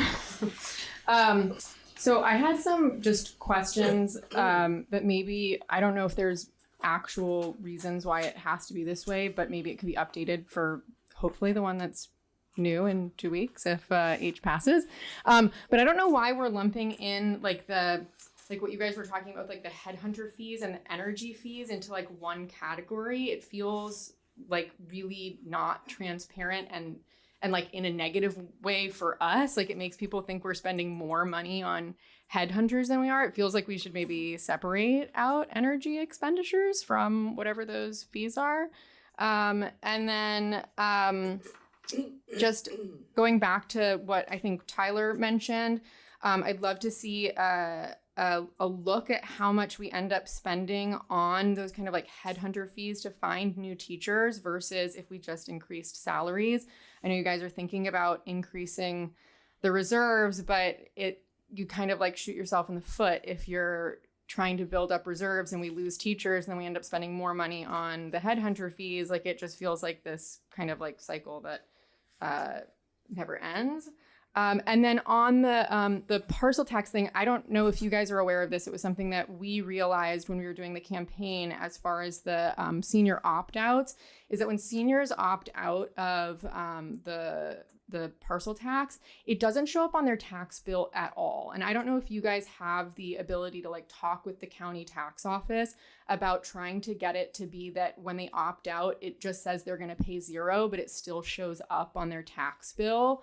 Because right now they just like don't know it exists at all.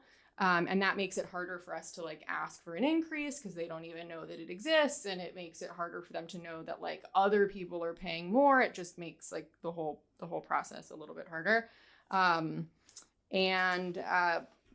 Just we can function as a district with reasonable but lower reserves. We cannot function without teachers that teach our kids well. So I would urge you guys to not choose reserves over the teachers. Thank you.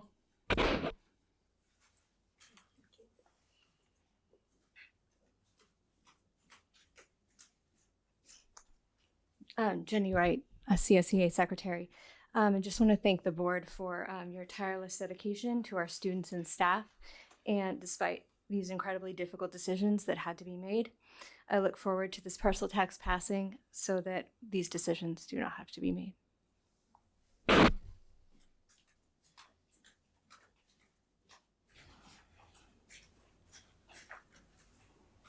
Hi, Laura Beaudreau, Fairfax property owner and mother of 2 girls at Manor, TK in 1st grade, which we just heard from the school and from our wonderful principal, Peg, that Manor will be the home of 3 of the 6 split classes next year, both of which will directly impact my kids.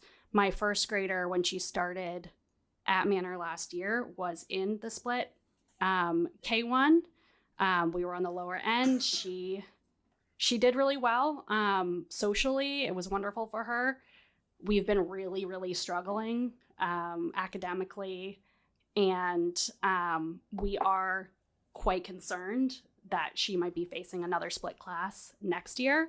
And from what I've been hearing, this may continue to be a problem at Manor.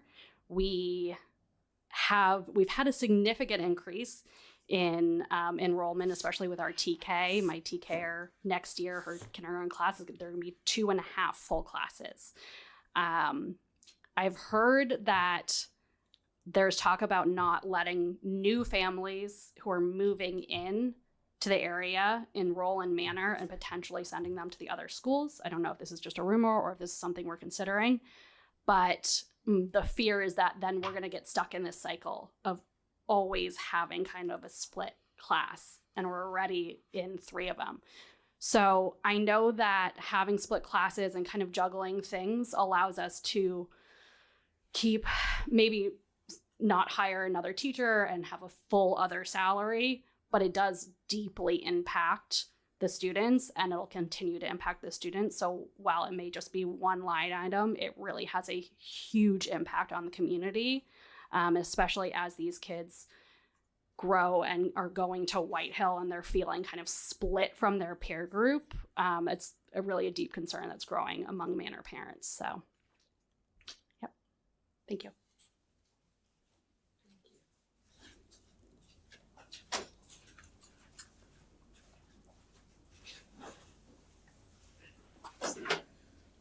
Any more comments?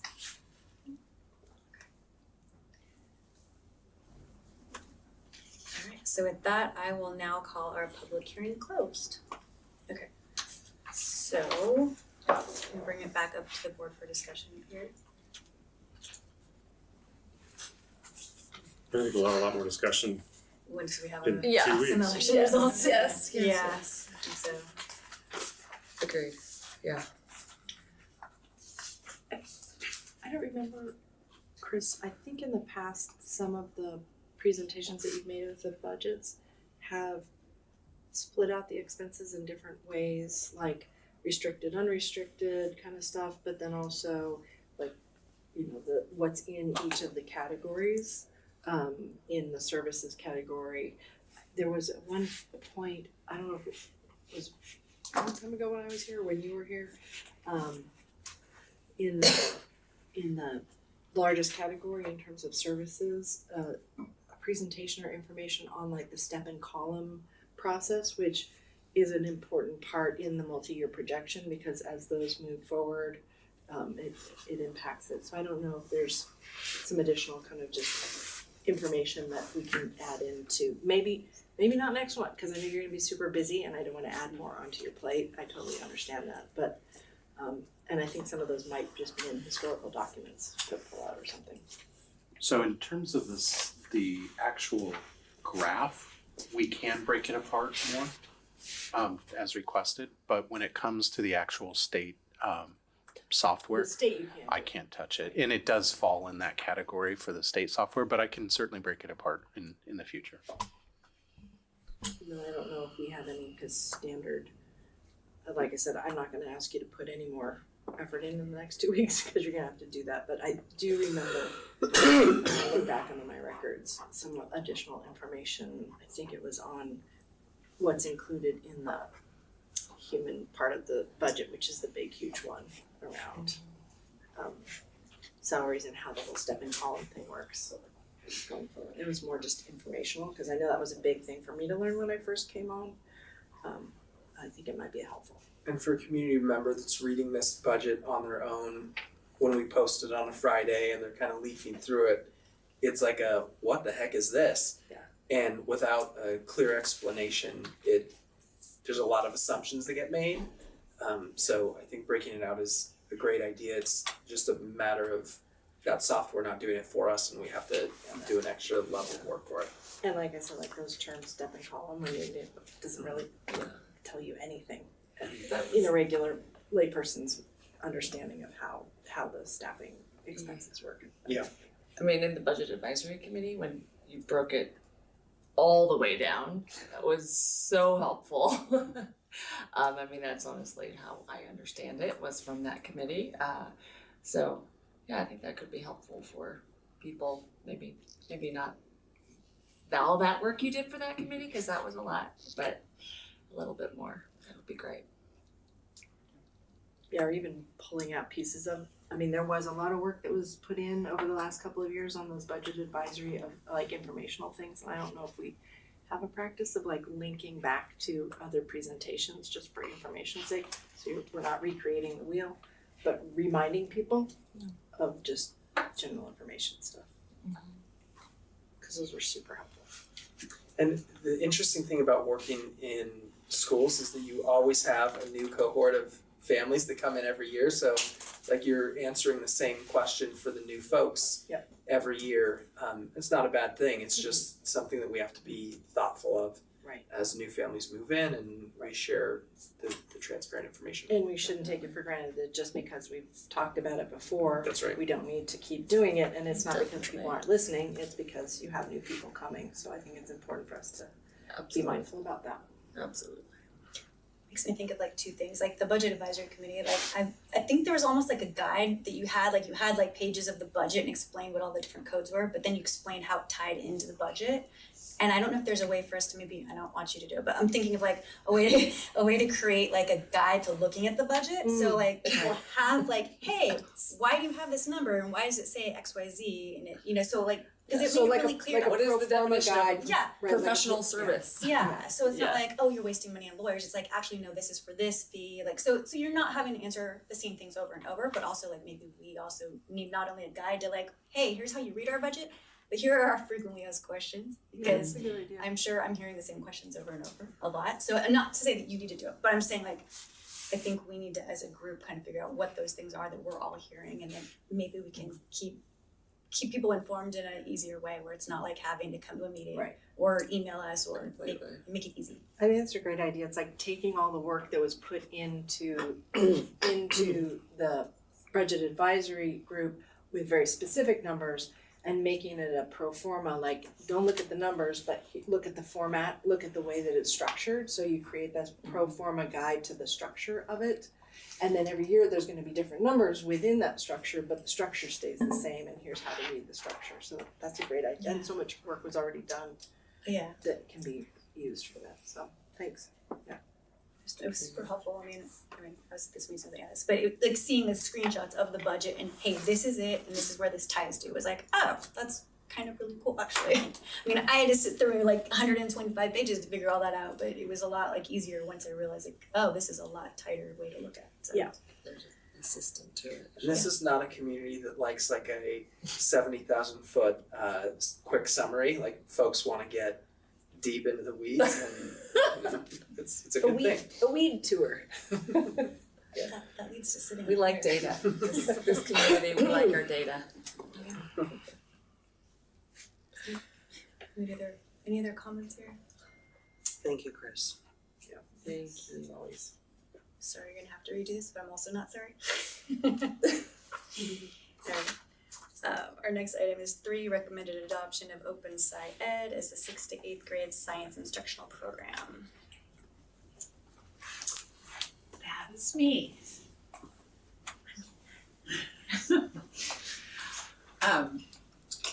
Yeah, I get to talk about science. I haven't gotten to do that in a really long time. I have mentioned a number of times this year that our science department at White Hill is in the process of piloting a program called Open Sci-Ed. Oh, science. Like middle school. No shaming. Thanks, everybody. Thanks for being here. We got Jenny. Yay! So this slide is just where we've been. We actually started this process a long time ago. The next generation science standards, a big change in the standards, came out in 2013. We spent a lot of time learning about the standards and all the dimensions, you'll see that in a moment, of those standards. And then we started reviewing the new NGSS aligned materials. And then we piloted 2 programs, and we didn't like either of them. Green Ninja just was too dry. There wasn't enough investigation. The kids didn't love it. And Amplify Science honestly was too tech focused. The kids were on computers a lot, and we didn't really want them on computers in science class. And then the pandemic hit, note the dark cloud. And then this year, I started talking with our White Hills, I actually talked with them about it last year too, but started talking about this program, Open SciEd, which I've been digging into a lot. I really like the program. It's MGSS aligned. It's a really thoughtful program. It's developed by kind of a think tanky kind of group and a lot of teachers. It's privately funded through like Bill and Melinda Gates and it's like a whole consortium of foundations, and it's open source, which means it's free. Chris just looked right up. And so another thing that I like about the program. Super quick review in case you have forgotten really what those next generation science standards are about. They are all about 3D learning. So those 3 dimensions, the first dimension is the science and engineering practices. Those are the things that scientists do when in the doing of science. And it's what makes science exciting. And it's a big part of NGSS. And then we have the cross-cutting concepts, which are those big ideas that connect the different domains of science. NGSS recommends an integrated science program, not doing like when I was first teaching science in middle school, 6th grade was earth science, period. We didn't get to do any physics, we didn't get to do any biology, just earth science. Now it's all mixed up for every year. And then disciplinary core ideas are big ideas in science, like cause and effect would be an example of a DCI, disciplinary core idea. It's a lot of terminology, but like our White Hill science teachers know this stuff. There's so many aspects to NGSS, they've gone really deep and they really understand it well. So Open SciEd uses this storyline approach, which is what's recommended by NGSS. So the kids get engaged in kind of a story that relates to the topic. And there's a lot of student questioning, and there's a lot of interacting with interesting phenomena. And then in the box there, we always look at ed reports, which is an independent review of curriculum, and green all the way meets all of the expectations. This would take too long to fully explain, but this is kind of the pathway of a unit in the program. You start with this anchoring phenomena, which you're going to see in a moment, and then the kids are asking questions like, oh, I don't know, what do you think about this? Or I have this question. And then they start investigating and then questioning and going back to their questions, and it's this kind of iterative process that finally gets them to answering those questions and really learning deeply and thoughtfully about the topic. So here's an example. 7th grade right now is doing a unit on plate tectonics and rock cycling.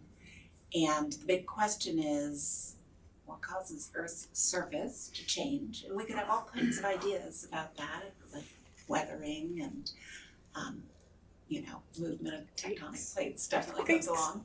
And then the phenomena is, hey, this is wild. Mount Everest is growing.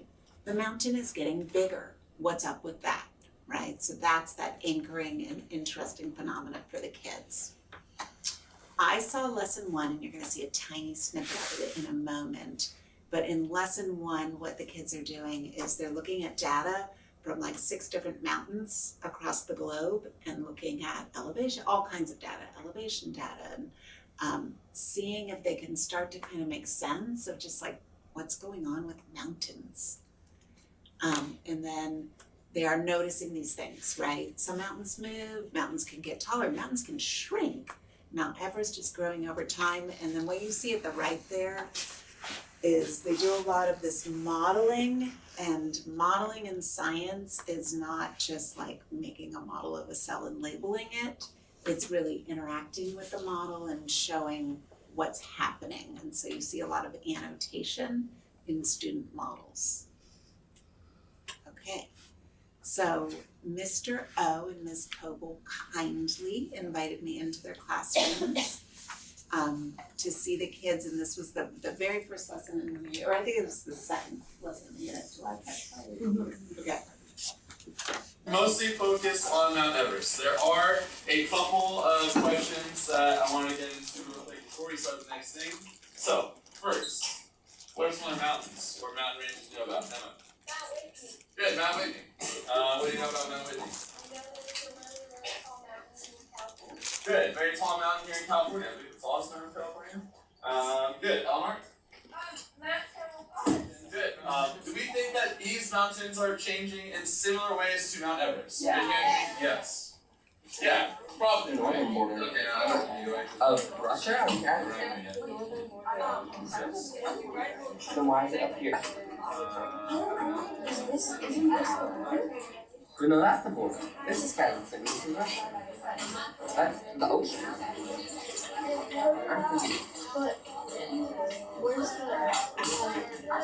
So all mountains are probably shutting down like that. Oh, they extend from the Arctic Circle down to the border of Kazakhstan. So the mountain range goes down to here, but the mountain is here. But the mountain range goes in the full circle like that. What did we learn yesterday about Everest?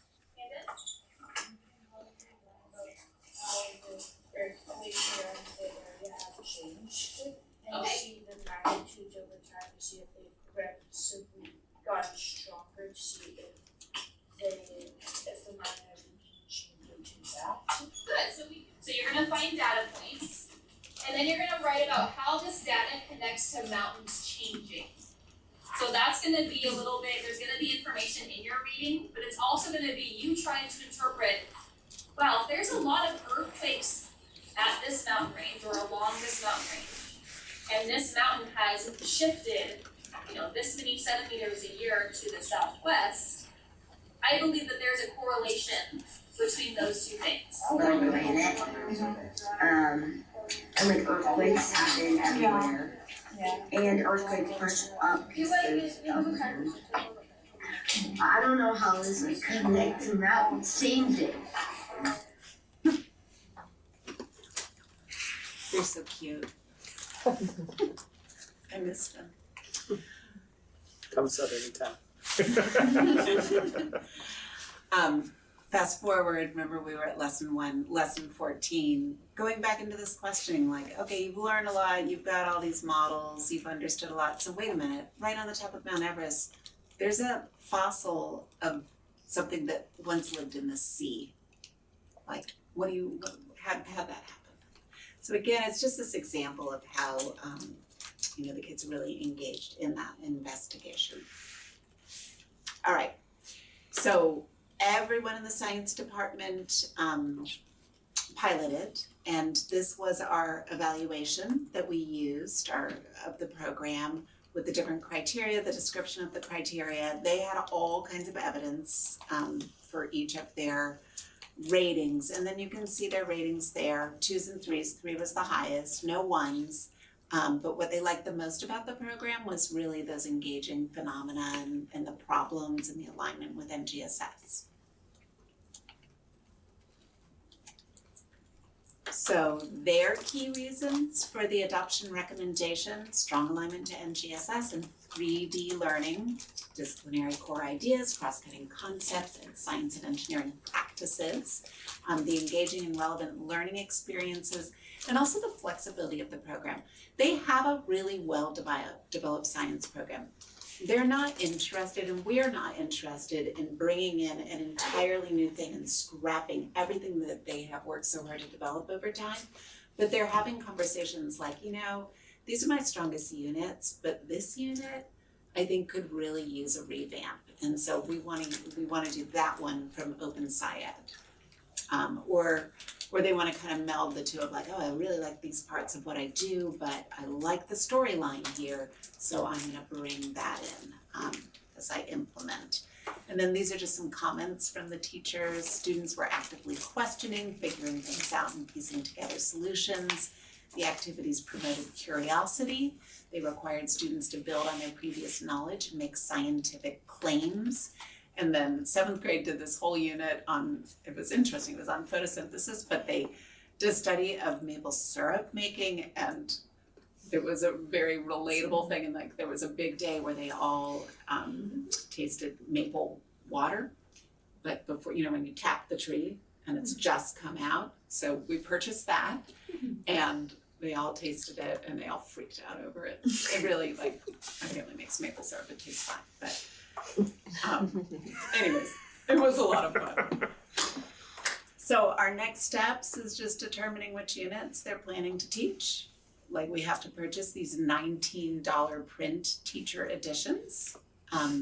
Create material, there will be a cost in materials. These are materials heavy units and lessons, which is what we want, because we want kids really doing science, which means working with things. And I would love to send one person per grade level, if possible, to the, they have some really robust professional development that I think would be great for our teachers. That is it on Open SciEd. And we recommend adopting this open source program. I just want to say two quick things. One, this is an example of the district being efficient with its funds. We're choosing a high quality product. Because of the product, not because of the cost. Totally agreed. And then the second thing I want to say is that the product is rigorous. So when we talk about academic excellence across our school district, this is what rigor looks like. It's that driving question, it's the phenomenon, it's the investigation, it's kids talking to each other. It's not more homework, it's more intentional, rigorous work. And I think this is another example of our district making sure we have high standards for our kids and they're exposed to rigorous content, and we're doing it in a, you know, fiscally responsible, efficient way. I would add that although our elementary teachers are definitely not ready for another adoption, they did just this year complete their elementary open SciEd, and I think it's fantastic. So I'm hopeful that in the future that will be another pathway that we will walk down. I also really like the alignment with what we've seen in math and the English and the language curriculums with this inquiry-based, you know, problem engaging kind of, especially like with the math of figuring it out, things like that. So it feels like a really good alignment, and you can see how students in the younger grades moving into this in science, it's gonna feel like a continuation of a method or a way of engaging with content. It's great. I had a little flashback to junior high when we were doing something like this with prisms, and we're learning that like white was the reflection of light and black was the absorption of light. And so a bunch of us were like, wait a minute, if it's absorbing light and it's not coming back, you're not really seeing it. If you're not really seeing it, is it really there? And we had a whole bunch of us running around the school poking at black things to see if they were really there. But it was that kind of inquiry kind of thing of like, how do we tell if it's really there if we can't see it when we have to touch it? So I was having a flashback when you were going through it. Yeah. Oh yeah. That's what we want. We want our kids asking questions and really engaged and trying to figure it out. It's great. Yeah. Julie, I was looking at the timeline.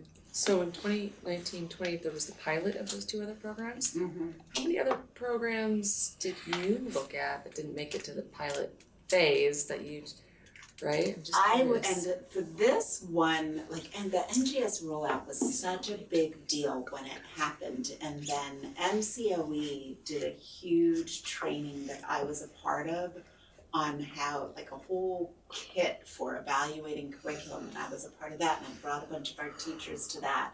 We looked at so many programs, and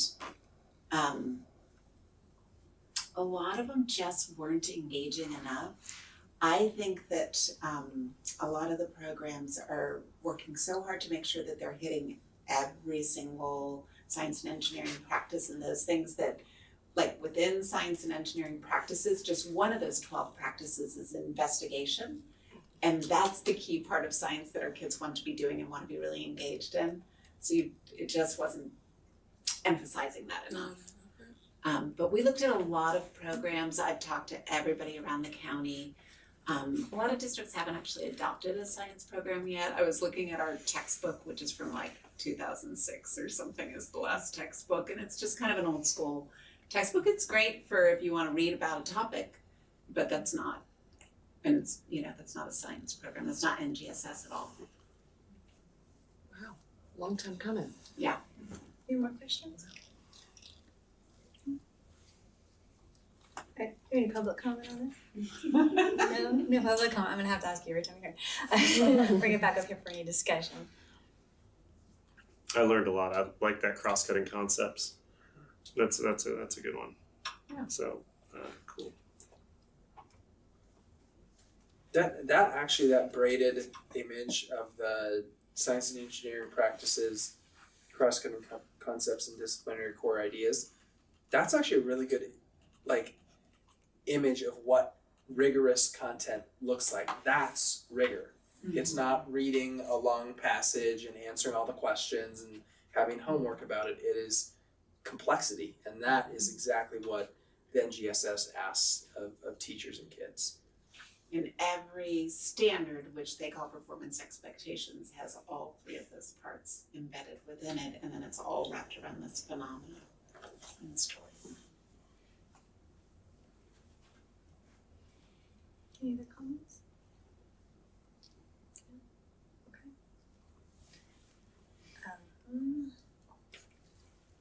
So we have to vote on this one. So I recommend that we adopt Open SciEd as the 6 to 8 science instructional program. Okay, do I have a second? I'll second. Thank you. Daniel? Aye. Chris? Aye. Shelley? Aye. Anna? Aye. And Rachel? Aye. All right.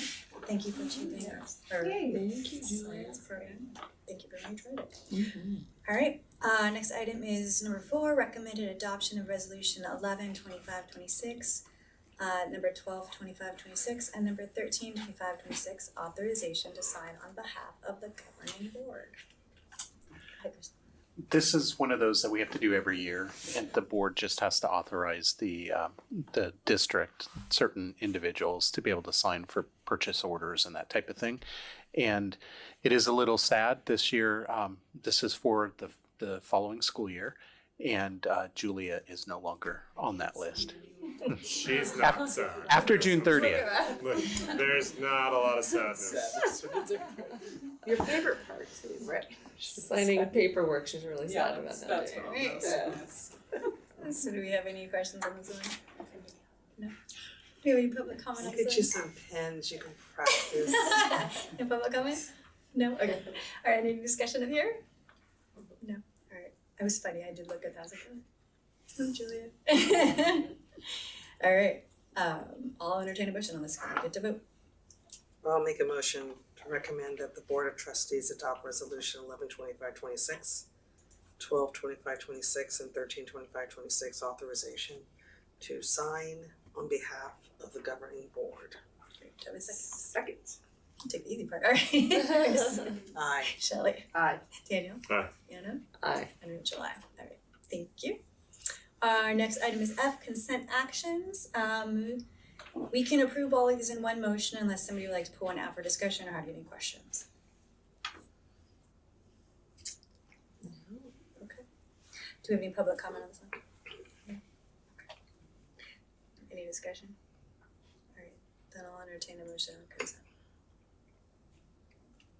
I would recommend the Board of Trustees approve all consent items. Great. Do we have a second? I'll second. Thank you. Daniel? Aye. Anna? Aye. Chris? Aye. Shelley? Aye. And Rachel? Aye. All right, so we have moved consent. Our next item is G, board business. I have committee updates, reports from, and announcements by trustees. We take out the surplus library book? No. What? It's No, part of the it's part of consent. consent. Oh, it's just a different number. That's fine. Yeah. Okay. Luckily, I actually have it on the paper this time, so. No, surround board business. Any updates and committee member? Got it. I understand it. Committee updates, announcements? I attended, well, first of all, the yellow school bus got, the passes went live. I talked to leadership there, did sort of a post-mortem, things went well. There are still passes available, so it wasn't really the Hunger Games as much as it's been the past years. So no complaints there, so that was good. The system stayed up. People were able to do it exactly at 12:06, so it was exciting. I attended an event at Brookside called the Poetry Cafe. It was truly something to behold. It was my first time ever doing it. And these kids have just, I don't know, Julia, the name of the organization is Seeds. These kids wrote amazing poems, and we all went to the library, and they created a cafe where you put the menu down, you got to choose the poem to read, and it was really fantastic. Kudos to that program. Also chaperoned the 8th grade promotion dance at White Hill. God, 5 more minutes and I would have had to get in a wheelchair, because I mean, I'm not able to stand up that long, but I stood there and I took care of the photo booth, and it was a great event. So that's my updates. We had a really fun celebratory day of Golden Bell, representing all of our Golden Bell winners. Yes, it's a really good event. If anybody's not been able to go at Dominican, it's a good one to go. And then I got going to Stinson Beach on Tuesday. I could use any recommendations for the 6th grade class. Any recommendations, we can talk later. For Stinson Beach. Yes, 6th grade class trip to Stinson Beach.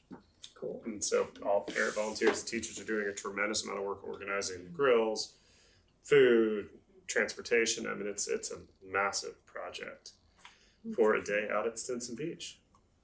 Yeah, cool. There you go. They can't go in past their knees. Past their knees. That's the rule. My 4th grader at Wade has informed me that the campus is very quiet with all the 5th graders gone on lunch break. She's not opposed to it. She gets full range of all the picnic tables and all the playground, all of it. So I guess she doesn't miss them at all. But I'm anxious to hear how it goes when everybody gets back. Just a lot of Measure H over here. And yeah, lots of end of school year stuff.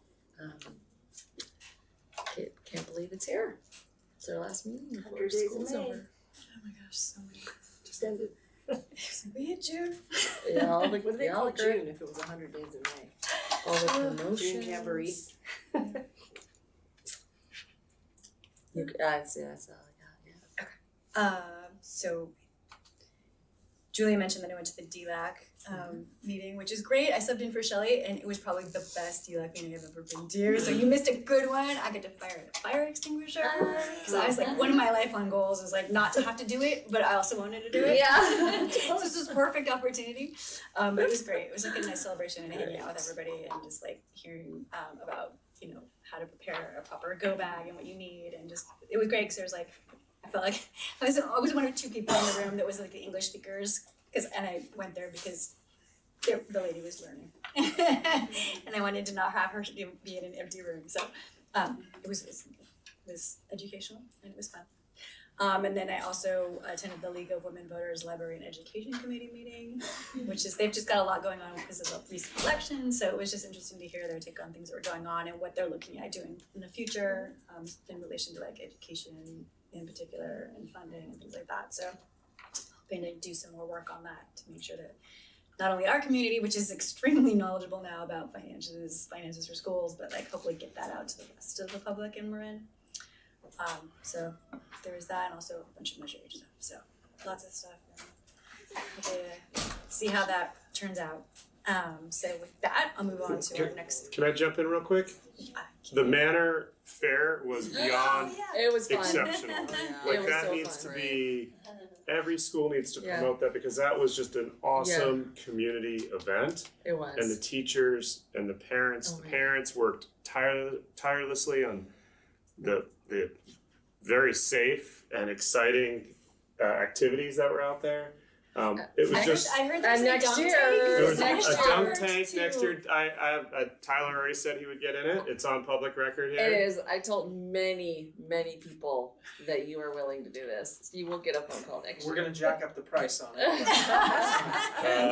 The gentleman who was in the dunk tank for the first half, I forget his name. He was at Brookside today. Trevor was beyond exceptional. The right amount of trash talking to the students. Oh yeah. Come on, you can't. And then they would hit it, and he'd go down, and he would get up. It's like, great throw. Like he was. Oh yeah. I mean, the whole thing. Like It was great. We need to get all the schools out there promoting that because that wasn't just a Manor thing. I saw It was. The signs are everywhere, but I you saw know. more families from other schools this year than I have the last 4 years. Like we've gone Great. every year, and it's been this year. I think there was more cross promotion this year. But we can do more at our But like it was absolutely. it's beyond it's St. Anselm's is a really good whatever their festival is, right? But maybe that's more St. Anselmo residents should see that, but that like all of our schools should be at Manor. Like that was great. The rocket launching, oh my god, that's so The cool. whole everything about it. Everything about it was agreed. great. And the 6th and 7th and 8th graders come back and help out. So the alumni of Manor can participate for free, but yet still in a working capacity. So the whole thing is just great. Yeah. Only Sorry. complaint is that the shaved ice truck left early. Oh, my daughter was really upset about that. It left like an hour early. And I was like, oh, we'll get it when we leave. We used to have a snow luge. Oh, that was so fun. That was Literally so fun. talking about like safe work activities with a snow luge. Oh my god, that So was so fun. They would the take parents- bales of hay and stack them up, and then they'd have just like ice or Shaved shaved ice. But they'd have it come in, and then so you basically be going down like it'd be like 10 feet up, and then it was really long, so it was a gentle slide. But then they would send you down on like sleds, and you just go. Yeah, It with was sleds, so fun. we had sleds and Lots of ice, sleds. and all the So parents fun. would stay up till like 1 a.m. the night before, literally Building building it? the luge cool. It's been a out while of the since bales of hay It was a for the lot kids of to work. slide down. There was no shortage of thrill. There was a lot of bouncy houses. There was Thrills and lots of bouncy stuff. Sorry, I just had to jump back in. Oh, that was great. Sorry. I agree. It was I've got- fantastic. I went to E2, the energy efficiency and effectiveness meeting, and then the JLAC right after that. E2 was just talking about kind of what they were going to do for the year. There was some talk of the sports league, so we can, if you have questions about that, the combined countywide one. And then the JLAC focused, Tyler, you had mentioned on the potential shift in our statewide education system, because right now the superintendent of instruction is an elected position, and then that's an elected position, but then you've got the State Board of Education, which is not, he's not over, under, or she, whoever it's going to be. So there's like multi-headed groups who are involved in different parts of policy and implementation. So there is a proposal to put the, basically the infrastructure as part of the executive's office, which would remove the elected role for the state superintendent of instruction. So Just be we'll like, have to see how that unfolds. But it could add some, I think, efficiency, speaking of efficiency and effectiveness, and alignment with budgeting as well, because the governor sets the budget. Is that everybody's updates? We okay? Okay. So the next item is approval of the regular meeting minutes for May 20th, 2026. Do you have any changes, questions, comments there? No? Any public comment? No? Discussion? Alright, I'll entertain a motion on them. I'll make a motion to approve the minutes from May 20, 2026. Great, have a second. Second. Thank you, Anna. Aye. Daniel. Aye. Chris. Aye. Shelley. I abstained because I wasn't there. Alright, and Rachel, aye. Our next item is H, Superintendent Cabinet Reports. Got updates, go for it. Yeah, I'm gonna keep it 2 quick ones tonight. Spending most of my time thinking about beginning of the year planning for next year. Kind of my head's already out there. And then also thinking about the end of year admin retreat. We're holding that on the 18th. And we're calling it a retreat, but it's just in this room, so Call it something else. yeah, it's more of just a meeting, end of your meeting, but no, we're taking out that. Donuts? I just wanna make sure the community hears when I say retreat, it's not like we're flying somewhere or renting space, we're being efficient with our funding and meeting right here. Breakfast. That'll be a treat. Donuts. Shelley wants donuts. I'm not gonna be there, but. I am wrapping things up, so I'm working really hard to make sure that things make sense. I've made a playbook of ed services with all kind, the document tabs for all of the different things, and I've been meeting a lot with Stephanie. I loved my meeting with the report card committee last week. I was saying to Tyler, that's one of my favorite things is having this group of super smart folk all engaged in a task and figuring it out together. They did so great. So that was just really fun. Curriculum ordering is always a bear, and it's a little bit tricky this year because Lynn is also exiting, and she's the one that manages a lot of that. And she showed me her binder today, and it is beautiful how perfectly everything is set up for the next person. And then we've had a couple of good hiring moments, even in the realm of special education, and I'm really, really happy about that. Great segue. I was gonna say that too. We have some really great people coming in to our SPED department, which is great. May 28th was Speech Language Pathologist Day, so we did a shout out to our 3 speech language pathologists. And it's just a very busy time trying to wrap things up and get everybody's paperwork in and make sure that it's all tied up in a nice little bow before summer. So.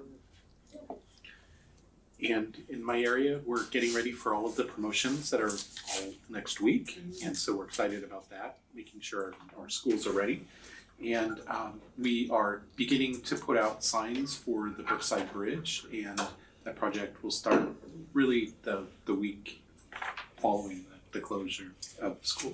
I was excited to see the sign up. And my son goes, what are you cheering for? I said, the construction company came through. Chris must be so happy. I got a little teary-eyed for you. My son thought I was crazy, but I was like, you have no idea what this man's gone through. Well, it's badly needed for the school community and the community as a whole. Thank you. So with that, let's see, our next item is meeting review. Do we have any future board topics or board direction?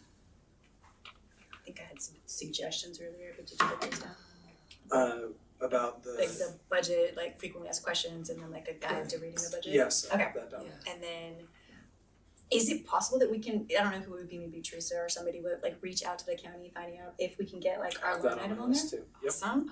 And then the other thing I had was, the other expenses on the budget, just a breakout at some point, just so we can see that. But I think that might fall under the frequently asked questions. All right. Those are all I had that I gathered here today. Thank you. Anybody else have any? Okay. With that, any meeting debrief comments aside from being somewhat over time? I just wanted to share a quick brief appreciation, board appreciation, for how different ones of us step up and step back at different times, and how our strengths and our efforts complement each other. And it's part of what I really appreciate about this board is that you can feel comfortable stepping back after you've put in doing some work, and then somebody else will step forward on another topic, and that we complement. And it really seems like we've continued to have a good complement. We don't step on each other's toes where everybody wants to be doing the same thing and nobody wants to be doing anything else when it comes up. So I just wanted to share an appreciation. I appreciate that. For the way that this board continues to work together in complementing each other and working together. So this is a highly engaged board. I can't tell you how many times I'm at an event or out at a school and I run into one of you. You know, you guys are always out listening to the community. And I think that's part of what makes this district run well, is it starts right here at the board level, and you being out at a Walker Creek or, you know, at the Manor Fair or knocking doors, and you're listening to the community and bringing that back to your decisions here. And I feel really proud to be working with a group like that. not all boards operate that way. Yeah, I don't think a lot of people see the amount of work we do in the quiet of our homes as well, and the conversations we have, and it's really important that we all, I mean, I know I sit back and I think everyone's putting in and doing their work, and it's great. I'm sorry my job is getting in the way of missing some of the promotions this year. This job is killing me. But I'm gonna make a couple, but not all of them like I used to, unfortunately. Oh yeah, I know, I wanna go. We'll talk about that later. All right. We don't have to continue past 10:30, thankfully, and I will adjourn us at 9:37.